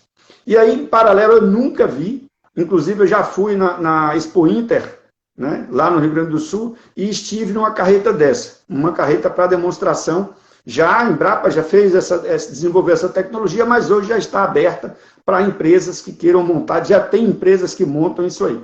Mas na minha tristeza que eu vejo aqui, é que a gente não vê plantas dessas, móveis, né, que sejam carretas aí, funcionando em municípios do interior da Bahia. Você tem um frigorífico, por exemplo, em Juazeiro. E aí você começa Paulo, a se... Paulo, a Bahia já chegou, já tem uma no município de Sorriso, abatendo suínos e ovinos. Sorriso ali eu não conheço não, mas eu soube que é depois de Feira de Santana, alguns quilômetros, 80, 100 e tantos quilômetros. Não sabia nem que a Bahia tem um município. Sorriso? Aqui na Bahia já tem, essa carreta acabou de chegar, acho que tem 8 meses, eu acompanhei todo o processo, é a Igemac lá de Santa Catarina, que é a empresa que é certificada pela Embrapa, que está vendendo essas carretas saem no valor de R$500 mil, abate 20 animais dias, ovinos, né? Teve 2 carretas que foram lá para Petrolina, para a questão acadêmica da Univasf, para estar parada, enfim, economia. É um custo mais barato, realmente, abate 20 ovinos, e ela é modular, você vai crescendo o seu negócio, você vai crescendo, vai ampliando câmara fria, um módulo de câmara fria, um módulo de câmara refrigerada, mas um módulo só de abate, já existe Sorriso, eu já falei com o Aguinaldo é o próprio fazendeiro, né, ele comprou para uso pessoal dele, né, lá da indústria da fazenda dele. Eu fiquei de fazer uma visita, mas o tempo, mas a gente acompanhou, é um colega nosso veterinário que desenvolveu essa planta e foi certificado pela Embrapa Suínos e Aves lá de Santa Catarina ou Paraná, salvo engano. Só uma informação. Foi ótimo você ter trazido aí, a gente vai se falar, a gente tem o WhatsApp aí, eu quero saber também onde está essa carreta e, na medida do possível, se o pecuarista, o produtor, permitir uma visita, eu gostaria de conhecer essa funcionando aqui. Bem, pegando esse exemplo, então, pelo que você me diz aí, parece ser de um produtor rural, uma pessoa particular e tal. O que eu gostaria de chamar a atenção, e para quem está nos ouvindo e participando ou vai escutar essa live depois, utilizar essa carreta, os gestores públicos, né, começarem a pensar sobre a utilização desses equipamentos nos seus municípios. Por que eu estou falando isso? Porque a minha preocupação é quando você tem, pegando ainda o que eu estava dizendo, um frigorífico na cidade de Juazeiro, para um produtor que fica no município de Saúde, interior da Bahia, muitas vezes, e não é tão distante, mas fica distante para você imaginar essa carne, essa proteína animal, esse animal viajando para Juazeiro, você tem uma logística, ele sendo abatido e ele voltando. Então ele perde competitividade. Por mais que ele volte com uma qualidade boa, ele perde competitividade para aquele abate clandestino, para aquela banca de feira que está ali do lado. E se nós não temos uma boa comunicação com as pessoas do município, as pessoas do município de Saúde, né, eles não vão pagar esse diferencial. Então, fica aqui um chamativo, né, uma dica, um alerta para os gestores públicos, para que a gente possa pensar em unidades menores, unidades que possam atender aos volumes. Quando você me convidou para essa live, eu estive pesquisando sobre isso. É interessante, os frigoríficos, quando se instalam na Bahia, eu tenho para mim, eles pesquisam o tamanho do rebanho estadual. E não, eu acho que isso é uma falha que pode ser corrigida, um ponto a ser corrigido. Tem que se pesquisar o quanto se consome naquele ambiente, naquela cidade, naquela região no entorno. E não simplesmente um rebanho, porque o que acontece? Faz-se, então, unidades enormes e vão ficar a ver navios, porque não vai chegar ao produto final. Então, melhor unidades menores, para que, então, dê condições de você oferecer para aquele município animais abatidos com todo o rigor que manda a lei, a fiscalização, né? A vigilância sanitária, para que nós, consumidores, possamos ter o melhor produto e valorizar. Aí eu pago um valor diferenciado pelo produto proteína animal, carne, ovino, caprino. Mas se não for dessa forma, eu não pago. Paulo, nossa audiência está fazendo uma pergunta aí. É o Humberto, lá do Carneiro Sul, do Rio Grande do Sul, que eu tenho o prazer de conhecer a empresa deles e de me relacionar com eles. São pessoas bastante inteiradas e conectadas com essas ações que nós estamos conversando. E ele pergunta a gente sobre essa questão da carreta, sobre a questão do passivo ambiental no que diz respeito aos dejetos da cadeia, dessa carreta, né? Isso é um problema, né? Mas isso também tem solução, né? Lá quando eu conversei com o engenheiro da Igemac, que produziu a carreta, mas e aí depois eu vou deixar. Ele pergunta isso, né? Você guarda aí para dar essa resposta, mas eu vou só falar aqui uma questão da carreta, diz respeito à carreta, que é o que acontece é o seguinte: a carreta, o problema maior que é da carreta, Paulo, é a questão da gestão da carreta, que tem a ver com a governança, e a logística. Porque o que acontece? A gente sabe que hoje em dia, Paulo, pela relação que a gente tem no Brasil como todo e mais no Nordeste, nem hoje planta frigorífica para bater qualquer tipo de animal sobre gestão pública de um prefeito é uma bomba no colo do prefeito. é uma bomba. Por quê? São problemas ligados ao ambiental, são problemas com o Ministério Público, são problemas com questões políticas ligadas a vereadores do município, são problemas econômicos, financeiros, é um equipamento caro, até uma carreta se torna cara, porque as pessoas querem tudo de graça, entre aspas, e se brincar, não querem zelar pelo patrimônio público, e querem fazer o que imaginam e o que não pensam. Então, esse é um grande problema. Então, hoje, eu conheço algumas prefeituras, não vou citar o nome aqui, que tem um frigorífico novo fechado na mão, mas não tem condições de botar para funcionar, e de caprinos e ovinos, e que abate até outros suínos, mas não bota para funcionar, porque virou um grande elefante branco. Então, eles querem fazer o quê? Uma licitação, um edital, para poder vir um privado para fazer a gestão desse empreendimento, porque eles não têm condições econômicas nem de gestão, no sentido do lato senso, para administrar um empreendimento desse. Agora, você imagina uma carreta pública, uma carreta dessa, que vai para lá, vai para lá, vai para lá, a manutenção é um caminhão. Independente de ser um frigorífico, é um caminhão. Um caminhão sem um frigorífico, sem um módulo frigorífico em cima, né? Já é um problema, imagina uma carreta. E outra coisa, essa carreta é o seguinte, muita gente convencionou chamar carreta, não tem nada a ver de carreta. A carreta é que transporta o módulo. Ela chega, ela traz a carreta, vem lá de Santa Catarina e joga o módulo no chão, né? No chão já estruturado, com questão de questão hídrica, né? Questão de água, uma questão de saneamento, aí vai, alguma coisa tem a ver com esses dejetos que o nosso amigo perguntou, mas todo estruturado. Então, cada lugar que quiser montar um módulo desse tem que ter essa estrutura, e tem que ter a gestão dessa estrutura. Então, não é uma carreta que sai andando para lá, a carreta só faz transportar. Aí muita gente fala carreta móvel, mas é um módulo, que depois vai agrupando outros módulos, à medida que for crescendo e objetivando. Então, tive que falar isso, mas fala um pouco do passivo ambiental, porque já que a gente está falando aqui ambiental, ele aproveitou a deixa e já perguntou isso, porque ele sabe que no frigorífico, quem tem frigorífico matadouro, isso é um grande problema. Problema não, é um grande desafio. Eu quero pegar justamente desse final que você falou. Tanto vou chamar de carreta, vou chamar de módulo, vou falar de frigorífico de tamanho menor. Eu tenho para mim, aí vai uma palavra que você usou no início, provocação. Provocação no sentido provocação mental, já que nós estamos discutindo isso aí. Eu gostaria de deixar a nossa fala aqui dessa forma. Não é um problema, mas não é uma bomba no colo do prefeito, é uma grande oportunidade para ele repensar a questão da saúde pública no município dele. É uma grande oportunidade para a Câmara dos Vereadores repensar a questão da saúde pública. É o caso que está acontecendo agora do selo arte dos queijos do estado da Bahia, que tem muitas câmaras de vereadores virando o rosto contra isso aí, porque talvez não queira perder alguns votos de uma determinada comunidade da Lagoa Seca, né? A comunidade da Lagoa Seca que tem um queijo gostoso, mas assim, ele tem condições de chegar ao mercado? Não. E aí o Estado de Minas Gerais nos atropela.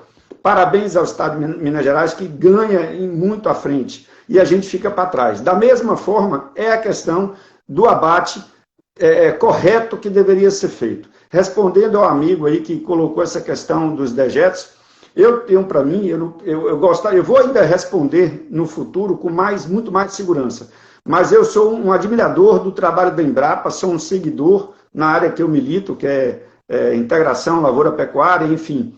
Eu tenho certeza que a Embrapa também pensou na questão dos dejetos, até porque isso faz parte do plano ABC+, agricultura de baixo carbono, que uma das tecnologias é dejetos, de tratamento de dejetos animais, né? Como é a questão dos biodigestores. Então, existe sim, nesses módulos aí, a questão do tratamento. Ah, Paulo, mas aí precisa ter uma estrutura na propriedade? Claro que precisa, como é qualquer outro frigorífico. Ela só vai ser menor, em tamanho menor, mas vai haver necessidade, sim. Se você faz uma estrutura para abate de aves, ela vai também ter, que existe o resíduo, ela vai também ter a necessidade dessa área de tratamento. E isso é válido. E se for feito um bom tratamento, é possível que desse dejeto ainda se transforme em um novo produto, né, como um adubo, uma ração, enfim, algo parecido ração, Paulo, é alguma coisa de farinha de sangue, alguma coisa de farinha de osso, enfim.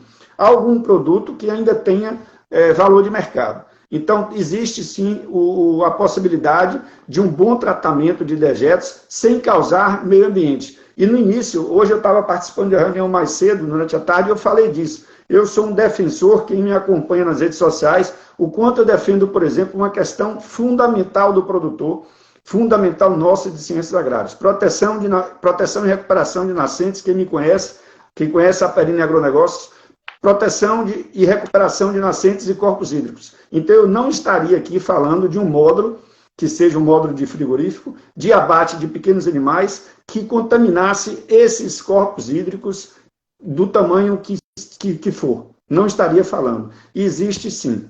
Tá? E aí eu acrescento, para você, um dia, espero que essa live aí, Roberto, chegue às câmaras de vereadores, chegue aos gestores públicos. Eu fiz um trabalho agora falando sobre pagamento por serviços ambientais, uma série, em janeiro, foram 5 episódios, endereçados justamente aos gestores públicos, endereçados ao Ministério Público, aos governantes, às associações, cooperativas, instituições de crédito. Da mesma forma, eu gostaria que essa live chegasse também, e chegasse com essa discussão, para que a gente provocasse mais chegada desses módulos, e eu quero acertar com você depois, vamos ver se a gente consegue, até juntos, visitar esses módulos aí no município de Sorriso, que você traz, né, para que a gente consiga fazer com que mais módulos desses sejam instalados. E vou lhe dizer, com isso, não faço parte diretamente da política de ser ou não vereador, nunca fui, não tenho interesse, mas sei como funciona isso no interior, porque sou do interior, hoje eu moro na capital, mas sou do interior, e acredito que vereador ou vereadores ou Câmara de Vereadores que levante essa bandeira, claro, você vai estar sempre, uma opção entre lado A e lado B, você talvez em algum momento você perca alguns votos, mas do outro você ganha também votos, né, pensando dessa forma política, de você disciplinar esse abate, de você trazer um valor agregado melhor. E aí passa, e continuando falando de governança, quando eu falo disso, é você provocar uma discussão na Câmara dos Vereadores, onde você, vereador, onde você, liderança de associação, de sindicato, de cooperativa, não levante a bandeira sozinho. Você, colega de ciências agrárias, nós, de ciências agrárias, vamos levantar essa bandeira, mas vamos convidar as entidades, as instituições, vamos convidar o Banco do Nordeste, vamos convidar o Banco do Brasil, o Bradesco, porque essas instituições elas poderão financiar, inclusive, esses módulos, esses frigoríficos, essas carretas, seja lá o nome que der, que for, para que esses módulos, essas estruturas, cheguem até, inclusive, a Seu Manuel. Lembra Seu Manuel, de tal cidade do interior, que formou filho abatendo ovelha e cabra?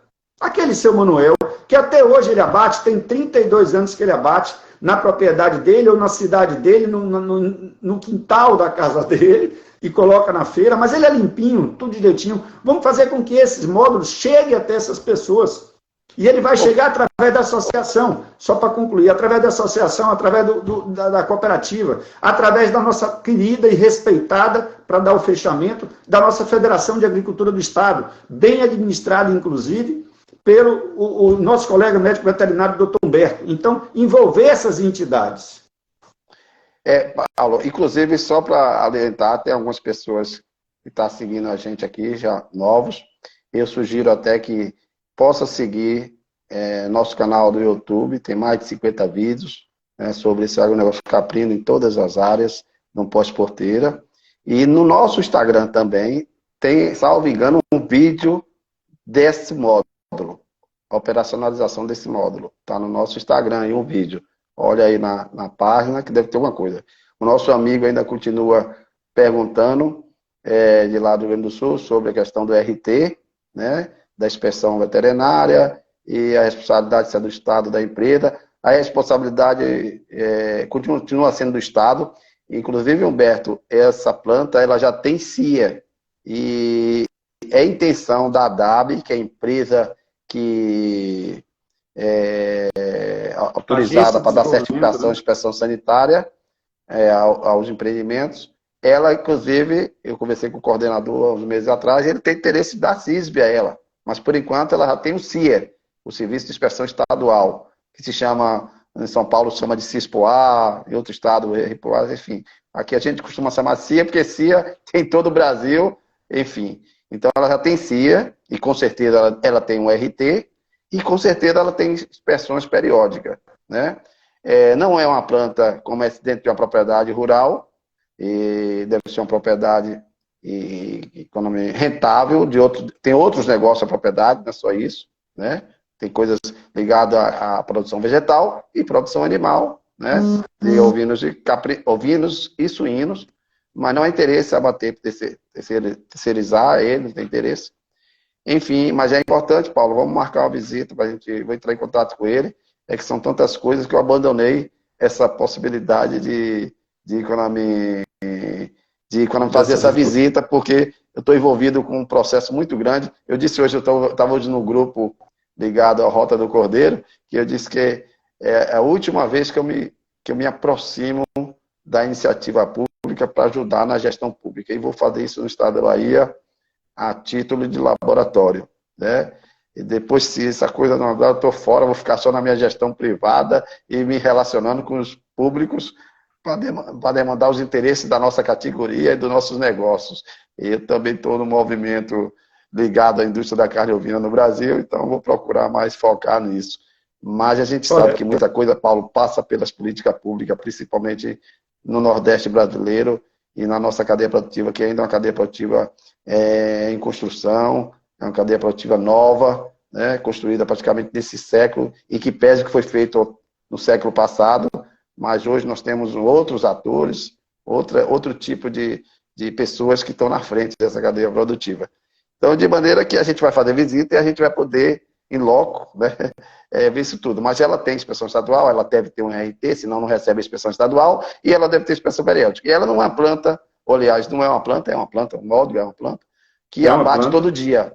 Ela não abate todo dia, ela abate periodicamente. Então, na certa, quando vai abater, solicita lá o veterinário, tem um do estado, deve estar próximo de uma cidade, é próximo da Feira de Santana, enfim, a gente sabe que tem essa questão do recurso humano do estado, que é uma outra questão que precisa ser resolvida para disponibilizar esses profissionais em todas as plantas que a Bahia tem muita planta frigorífica. Hoje mesmo na Bahia, a gente está levantando aí uns dados, para a gente lançar o nosso anuário, até se quiser. Esse anuário já tem um ano, eu prometendo 2 anos, mas está mais pronto, mais perto do final do que do começo. A Bahia hoje tem 11 a 15 plantas habilitadas para abater ovinos e caprinos. 11 a 15 plantas.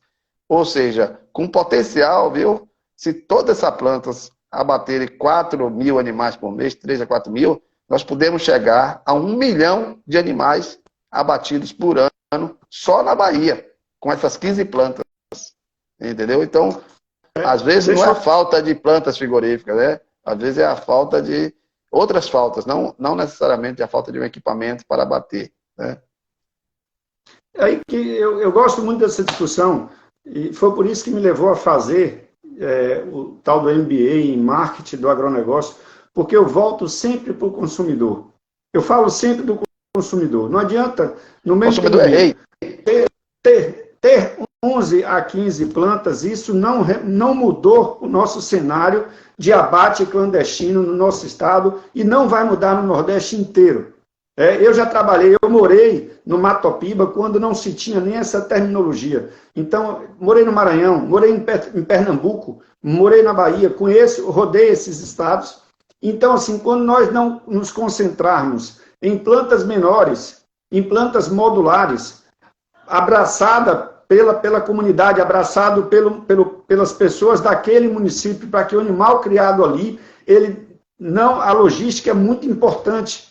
Se você pensar que um animal vai rodar mais isso quem faz bem, falar de logística, é a indústria do papel e celulose. Nenhuma planta é montada se a floresta plantada não estiver no máximo a 100 quilômetros. Para papel, para pasta de celulose, a madeira, o eucalipto tem que estar ali do lado. Por quê? Porque não se paga. Então não adianta nós pensarmos em plantas localizadas. Ah, mas isso foi questão política. Mas não vai dar resultado. É preciso que a gente pense em plantas bem menores dentro dos municípios para que esse animal criado naquele município, ele permaneça naquele município, ele seja abatido ali e ele chegue o mais rápido possível na gôndola do supermercado ou no açougue de seu Manuel. Só que não vai ser mais seu Manuel. Lembra de seu Manuel, que eu citei, que formou filhos, está com 32 anos que ele abate animal? Ele pode continuar também abatendo, mas dentro dessa unidade. Ele começa a entender que o trabalho dele é essa estratégia, a gente fazer com que os elos percebam que ele vai começar a ganhar dinheiro também. Ele não vai deixar, ele vai falar, mas eu mando para o frigorífico, eu perco dinheiro. Não, o senhor vai fazer parte também, porque a associação de cooperativa, por exemplo, e as cooperativas, exemplo de extração de óleo de licuri, que também são criadores, ela pode ter um módulo desse e fazer com que o seu produto chegue com um custo, um valor agregado para o consumidor, interessante que ele possa pagar, que ele tenha certeza do que ele está consumindo e seja bem remunerado o produtor rural, o pecuarista. E não plantas grandes, como nós estamos citando aqui, que acabam fechando. Então, essa discussão, e aí a gente está falando de governança, da última letrinha. É dessa forma com que a gente entende que a cadeia produtiva vai mudar. Ela vai mudar. A cadeia produtiva muda no momento que nós mudamos o nosso entendimento para com o consumidor final, que a gente analisa a nossa posição como consumidor final. Se nós não entendermos, primeiro, eu costumo dizer quem rasga a embalagem, quem usa o produto. Se nós não pararmos e concentrarmos nessas pessoas, no mercado consumidor, isso não muda. E vai perder mercado. Por quê? Porque a agenda ESG está sendo primeiro vista nos grandes municípios. Ele pode até querer comprar carne caprina e ovina, mas ele não vai comprar de você, criador, que está no interior do Nordeste, que não está dando a mínima ainda achando que é modismo. Ele vai pegar de outro país, porque a tal da globalização, a internacionalização permitiu isso. Ou então, como já acontece na sua família, Roberto, isso é uma coisa que vem crescendo também, a mudança de hábito. A pessoa deixa de comer proteína animal, aquela proteína animal específica. Ou vai comer peixe, ou vai comer aves. Né? E por que aves? Eu anotei isso aqui, como você falou, a pesquinha, porque eu quero trazer essa questão. É muito comum. Isso não era assim quando eu mais jovem, mas hoje você chega no interior da Bahia, vou focar no interior da Bahia, e até em zona rural, e procure, faça esse teste. Numa zona rural, num determinado distrito, tente comprar uma galinha caipira. Diga que você gosta de comer galinha de roça e tente comprar. Possivelmente você vai se deparar com a cena de frango congelado e outra, de cortes congelados. O que fez a indústria da avicultura? Ela passou a entender o que o consumidor queria comprar na ponta. Ele queria comprar só coxa, queria comprar só sobrecoxa, queria comprar só peito. E ele se preparou para entregar para o consumidor final, nos rincões do nosso país, no interior da Bahia, aquele produto ali. E aí o consumidor, sem ter o trabalho de ter que fazer grandes despesas, ou esforços para preparar aquele produto, ele passou a comprar aquilo ali. E aí a galinha caipira perde esse mercado. Então, assim, o que é que eu estou dizendo com isso? Estou dizendo que a gente tem que se preparar para atender esse consumidor final, que ele quer a carne caprina, ele quer a carne ovina, o espetinho, o churrasco do final de semana, mas ele quer de forma facilitada, ele quer de forma garantida, ele quer saber que ele está levando saúde para a família dele, e não um risco. E aí a gente vai estar mudando o hábito de consumo. Sem contar que a indústria da carne de frango sequestrou a galinha caipira no sentido de vender poedeira como caipira. O que tem de galinha poedeira aí, que nego chama de caipira, porque a galinha poedeira é aquela galinha que é muitos tempos de ovos, como diz hoje, que caminho rodado com produção de ovos, ela vira, um dia ela tem que ir para descarte. Aí, como ela é galinha maior, né, e parece mais, aí já coloca poedeira. Então, tem muita gente fazendo, processando na culinária aí, galinha poedeira como caipira. Mas, falando para a gente já ir para os finalmente, né, o bate-papo está muito legal e vai ficar muito mais legal ainda quando estiver disponível, o pessoal ter acesso. Nós queremos finalizar falando 3 momentos, né? Falando no momento dos benefícios, com essa história de ESG, das grandes tendências, isso eu fiz uma pesquinha e vou dizer.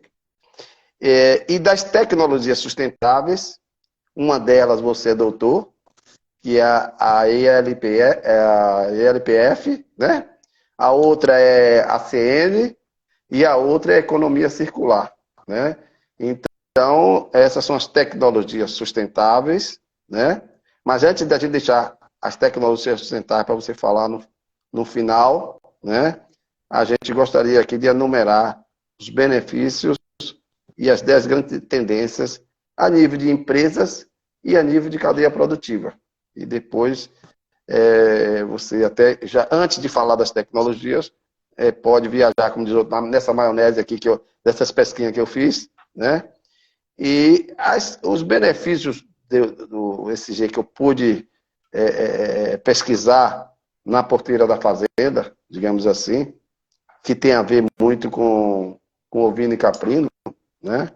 A gente já falou, a primeira, logo no top, né? Que é a melhoria do bem-estar animal. Já falamos bastante desse assunto aqui.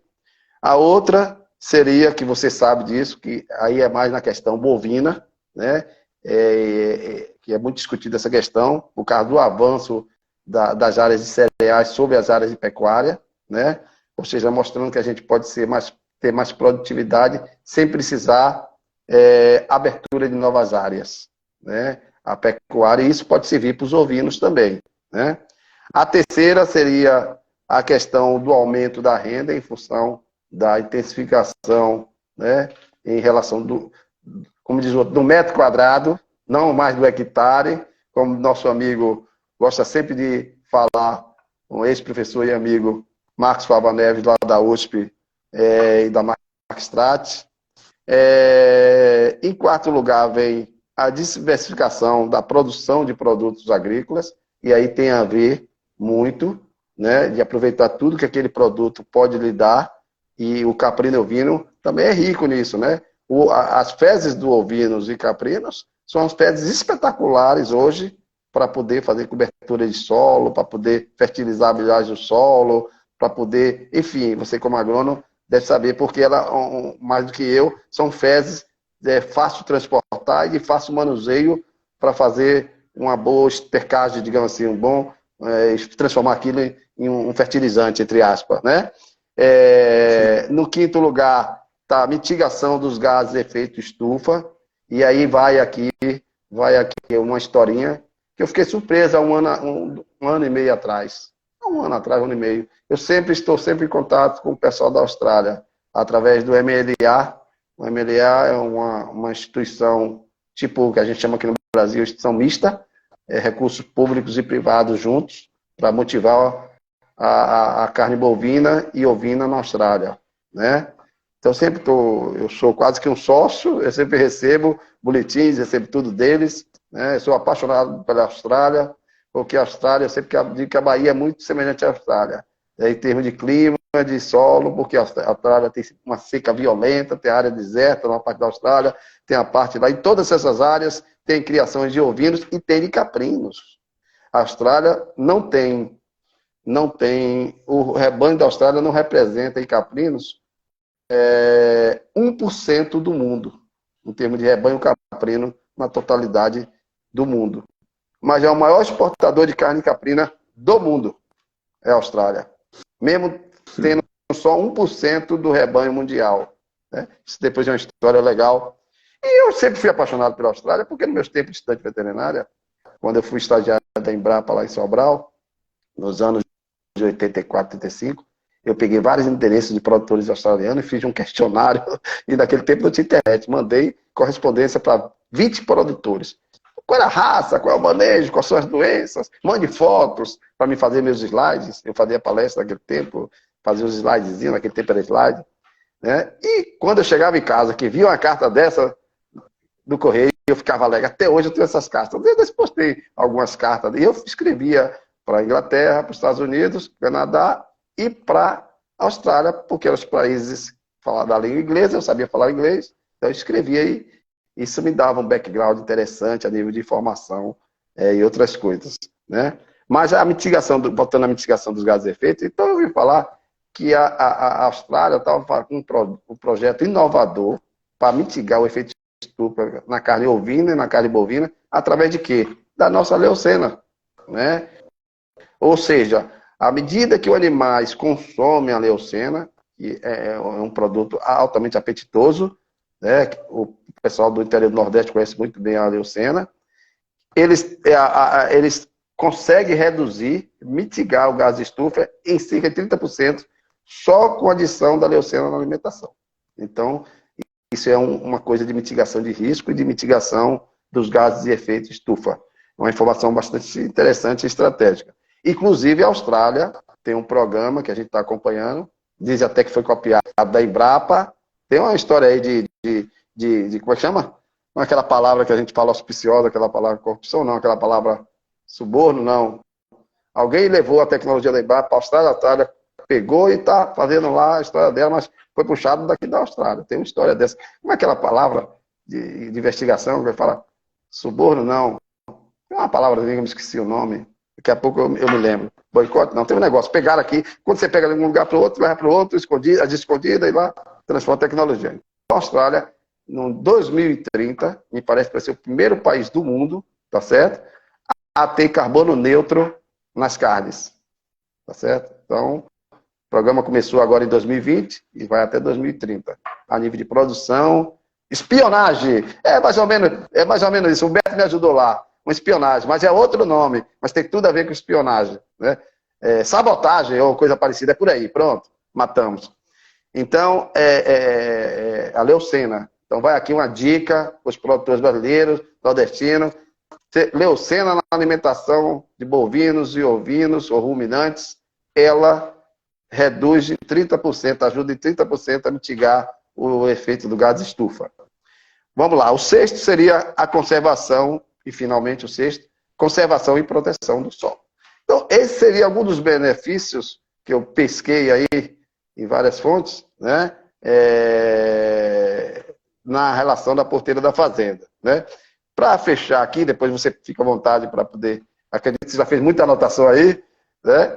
A outra, eu pesquei de algumas empresas. Eu estava assistindo umas 4 palestras que eu assisti, de vários empresários do Brasil, de vários membros de conselho de empresas do Brasil, e foram perguntados a todos eles quais seriam as grandes tendências, né? Então, a primeira tendência, intensificar, para estar dentro desse escopo de ESG, ou ESG. A primeira seria intensificação. A segunda, que nós não vamos parar de falar, bem-estar animal. A segunda. A terceira, desenvolvimento de mercados. A quarta, segurança e rastreabilidade. A quinta, a digitalização. A sexta, automação e robotização. A sétima, sustentabilidade. Tem tudo a ver com esse carbono neutro que eu acabei de falar. A oitava, a diferenciação, né? E aí a diferenciação tem uma coisa muito interessante que está na pauta das grandes empresas hoje, principalmente as empresas de alimentos, que a gente não está sabendo ainda aproveitar no que diz respeito às indústrias de carnes ovina no Brasil. É a tal da storytelling. É uma história contada. E, de preferência, é uma história bem contada para o consumidor final. Né? Mostrar aquele consumidor final que aquela carne que está ali na gôndola, né, ela vem de uma produção assim, de um processamento assado, ela gera renda, ela gera sustentabilidade, aquele pequeno produtor lá no campo, ajuda ele a melhorar a qualidade de vida, né? Ajuda ao consumir essa carne, esse consumidor vai ter um aporte maior de minerais, né? Ela vai ter um aporte, vai ser uma carne mais digestível, como é o caso da carne caprina, ela tem menos ácido graxo saturado, ela tem mais minerais, né? Ela tem mais rica em ferro, enfim, contar essa história bem contada para o consumidor final, para ganhar ele na gôndola do supermercado. Então isso já começa a existir na Europa, né, nos Estados Unidos, salvo engano, alguma coisa muito pontual já está existindo no Brasil, a nível de gôndola, de rede de supermercado, principalmente, contar essa história bem contada, que é a tal da storytelling. Né? E A outra tendência é a biotecnologia, para finalizar com a consolidação. A biotecnologia está avançando muito rapidamente. Então, gostaria de deixar aqui, Paulo, para você comentar essas tendências. Não sei se deu tempo para você anotar aí para poder falar um pouco o que mais importa e os benefícios aí. E acho que alguma dessas coisas que foi dita aqui tem a ver com o seu dia a dia aí de consultoria também nessas propriedades. Isso, ótimas suas colocações aí, suas afirmações, procede, né? E isso se resume tudo na percepção. Volto a dizer, acho que a gente já está caminhando aí para o encerramento da live, na percepção que o consumidor vai ter dessa proteína animal. Se esse consumidor, essa consumidora, não tem essa percepção, essa história não foi bem contada, nós não iremos evoluir como cadeia produtiva da proteína animal caprina ou ovina. Então é preciso que a gente pare, que a gente passe a entender que da mesma importância que se discute a parte de sanidade animal, sanidade do rebanho, da mesma pegada que a gente discute a parte de reprodução bovina, que hoje está tão avançado que se fala do IATF, né? Então, assim, com essa mesma importância, o manejo de pastagens, que a gente tem o mesmo peso dessa discussão, que a gente passe a entender e aceitar a importância do mercado consumidor, quem está usando o produto final. Aí você traz aí a questão dos benefícios. Esses consumidores são os chamados consumidores profissionais. Eles já conseguem perceber esses benefícios, eles já pagam por esses produtos. O que você falou da tecnologia da Embrapa, essa carne carbono neutro, que foi lançada pela Embrapa, eu venho acompanhando isso, eu sou adorador dessa tecnologia, isso. Realmente, há outros países já estiveram aqui no Brasil, a carne carbono neutro é uma marca patenteada da Embrapa, mas vários países da Europa e fora já estão também fazendo carbon free. Então, assim, coloca-se outros nomes e eles vão avançar. Por quê? Porque é uma questão de tecnologia. Eles também estão preocupados com a mitigação de carbono, eles também estão preocupados com as mudanças climáticas. E as tecnologias, elas serão adaptadas e esses países vão conseguir sim mitigar carbono. Vão sim colocar essa informação no rótulo da embalagem. E esse produtor vai ganhar mais com isso, porque não é modismo. Vamos encerrar essa live falando isso, não é modismo. Quem acreditava, quem achava e virou o rosto para os orgânicos, hoje vai aos supermercados e tem muito produtor rural, toda a cadeia de custódia ganhando dinheiro com esses produtos diferenciados. Da mesma forma serão os produtos da ovino e caprinocultura. Então é uma tendência. Apaga a palavra modismo e coloca a palavra tendência. É uma tendência mundial. Querer saber essa rastreabilidade até a sua mesa. Ô Paulo, e de que forma então? Tá bom, eu gostei desse tema, parabéns aí para o Roberes, foi bom ter trazido esse tema, e o que é que eu posso ir fazendo? Utilizando as tecnologias, você citou, vou usar agora aí o termo que você falou há pouco, dessa instituição respeitada no mundo inteiro, que é a Embrapa. Use 5 ou 6 tecnologias que a Embrapa já tem como boas práticas agropecuárias, e você já vai estar fazendo ESG, você já vai estar fazendo ESG. Eu estou falando para o produtor, eu vou falar agora para o seu Manuel, que abate animais. Olha aí, Paulo já está dando uma consultoria fria aí, ó. Como praticar ESG. Se você, por 30 anos, você manteve a sua família, você, seu João, você, Dona Maria, enfim, o casal que abate, ou que vinha sempre abatendo, abate até hoje animais no interior da Bahia, nos quintais das suas casas, mesmo com aquele cuidado, não, a gente tem higiene. Dê um passo a mais. Passe agora essa responsabilidade, todo esse histórico positivo, eu vou chamar de positivo porque dentro desse bojo todo, ele formou pessoas, ele formou seus filhos, ele alimentou aquela feira.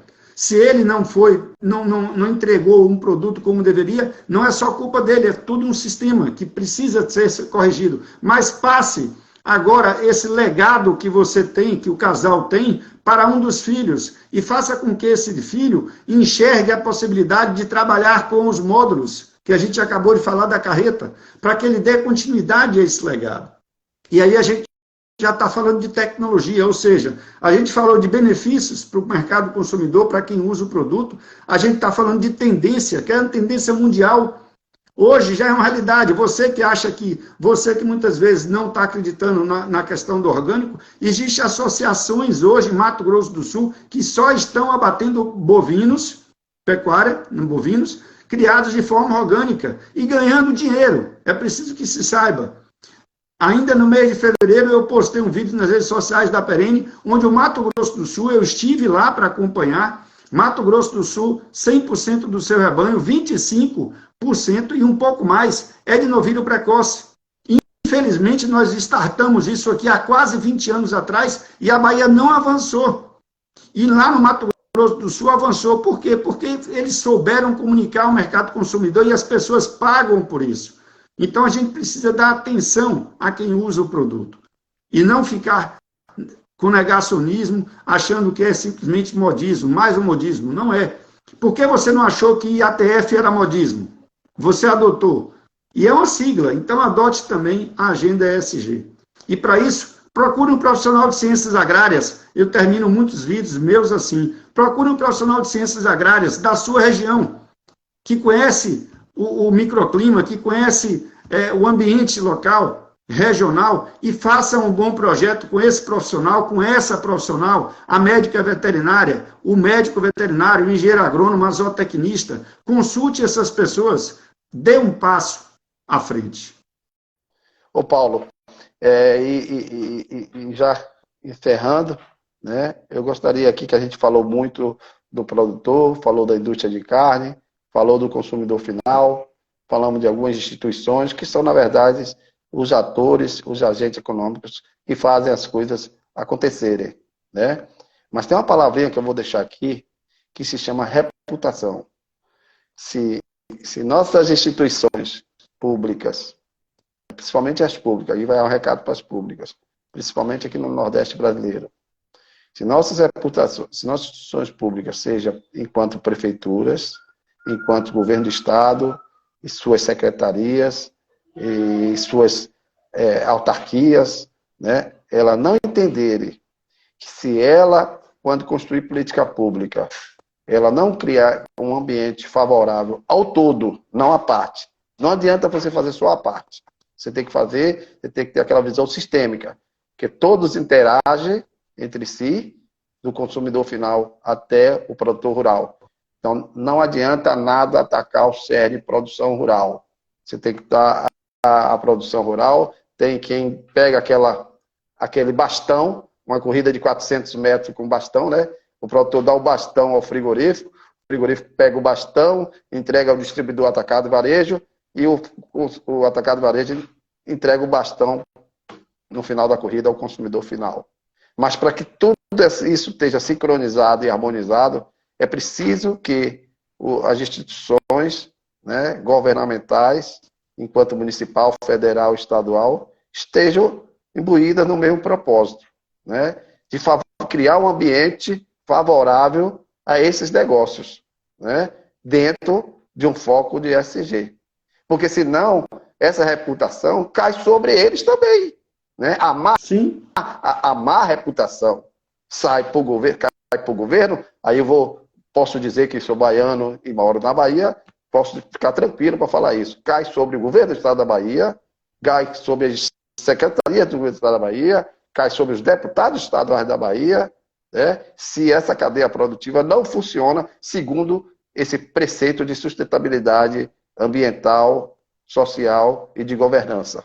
Então, nós temos que construir políticas públicas, né, no estado da Bahia, no Nordeste e no Brasil, que crie esse ambiente competitivo para todos nesse sentido. Então, aí a gente vai nos remeter ao início da nossa fala, nossa live, e até o objetivo dessa live, que é o quê? Cobrir essas lacunas. Então, a Bahia abater 1 milhão de animais na informalidade, aí você vai me responder, vou lhe colocar na saia justa.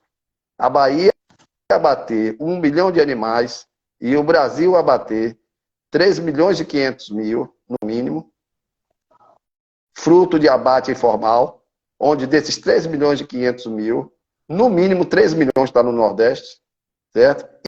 Isso tem alguma coisa a ver com sustentabilidade? Tem alguma coisa a ver com SCG? Abater 3 milhões de cabeças no Nordeste e na Bahia, 1 milhão no abate informal, que não gera renda na cadeia produtiva, que não garante saúde pública, que não preserva condições de meio ambiente, seja no bem-estar animal, seja na propriedade enquanto território rural. Isso tem alguma coisa com o SG? Nós vamos para frente desse jeito? Quero sua resposta. Coloquei a saia justa em você. Perfeito, não vamos, né? Nós iríamos continuar patinando se nós não entendermos que aí volta a falar da governança, que há uma necessidade urgente, já passou inclusive. Eu estou comentando aqui, eu cheguei a falar sobre a questão das câmaras de vereadores, mas nós estamos falando da SDR, vamos dar nomes aos bois. A gente está falando da Secretaria de Desenvolvimento Rural, da Secretaria de Agricultura do Estado, do novo governador, que é do interior do Estado, independente de partido, que ele também conhece.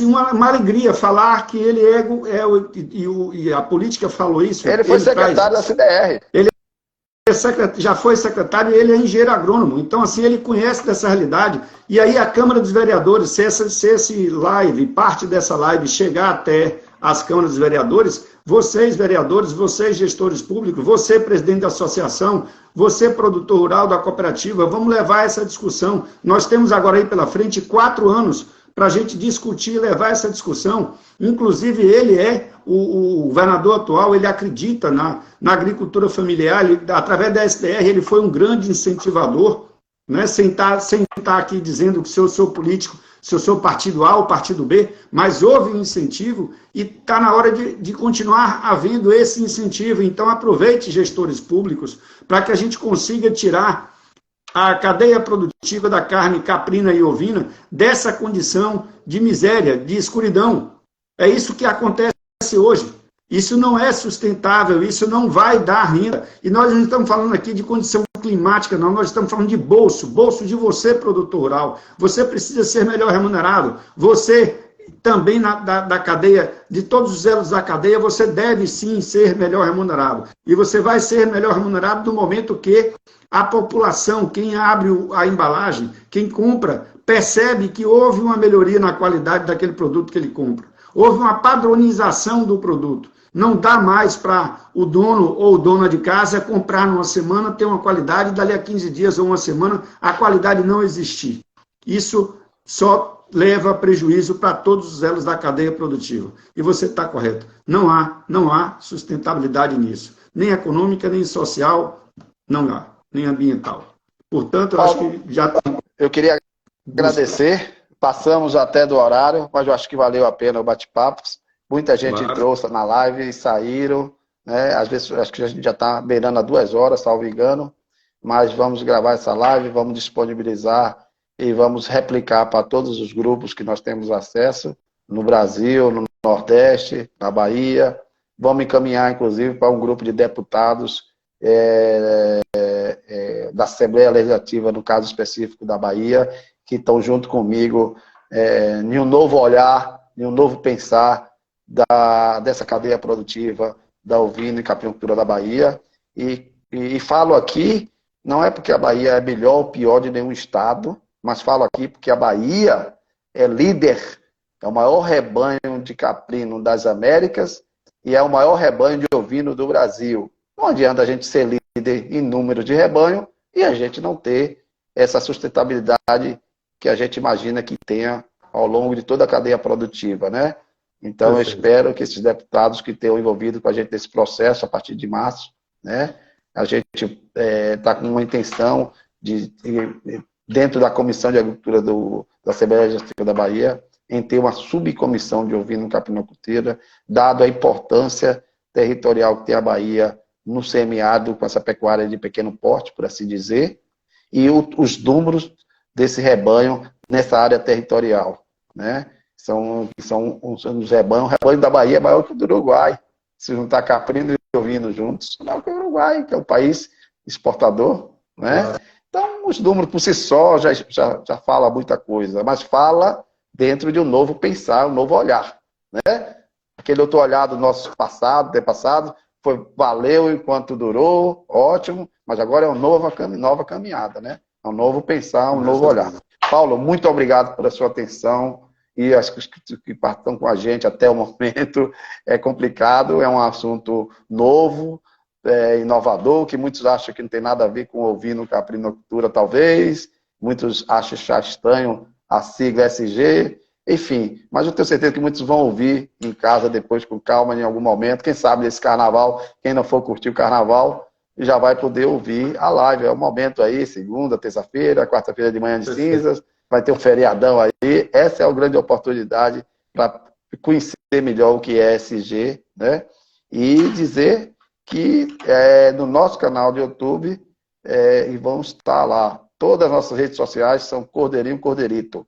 Seja no Facebook, seja no Insta, seja no canal do YouTube, ou nos grupos que a gente participa pelo Brasil afora. Nosso amigo Almir acabou de chegar agora. Almir, depois você escuta a live. Almir é um grande baluarte da ovinocultura na Bahia, diretor da Coba, diretor da Arco, produtor, enfim, apaixonado. Depois ele vai assistir a live aí no nosso canal do YouTube. Paulo, seus agradecimentos finais, por mim, já me dou por satisfeito. Eu também agradeço a oportunidade, Roberes, né, a oportunidade e felicidade de estar participando das suas redes sociais. Acredito e posso afirmar, a agenda ESG, ela é tão real e prática que ela está no nosso dia a dia. No dia de amanhã eu faço aqui um bom desafio, uma provocação mental positiva. No decorrer do dia de amanhã, comece a observar no seu dia como a agenda ESG está no seu dia a dia. E no final do dia você vai perceber que você passou por todas as 3 letras dessa agenda ESG. E se você em algum momento não está ainda escutando, cada vez mais você vai escutar. E aqueles que escutarem e adotarem de imediato isso aí, com certeza vão se diferenciar e vão receber, serão remunerados por isso. Mais uma vez, muito obrigado a você, Roberto. Sucesso nessa sua empreitada e fique com Deus. Amém. Um abraço a todos. Obrigado a todos que participaram até o momento.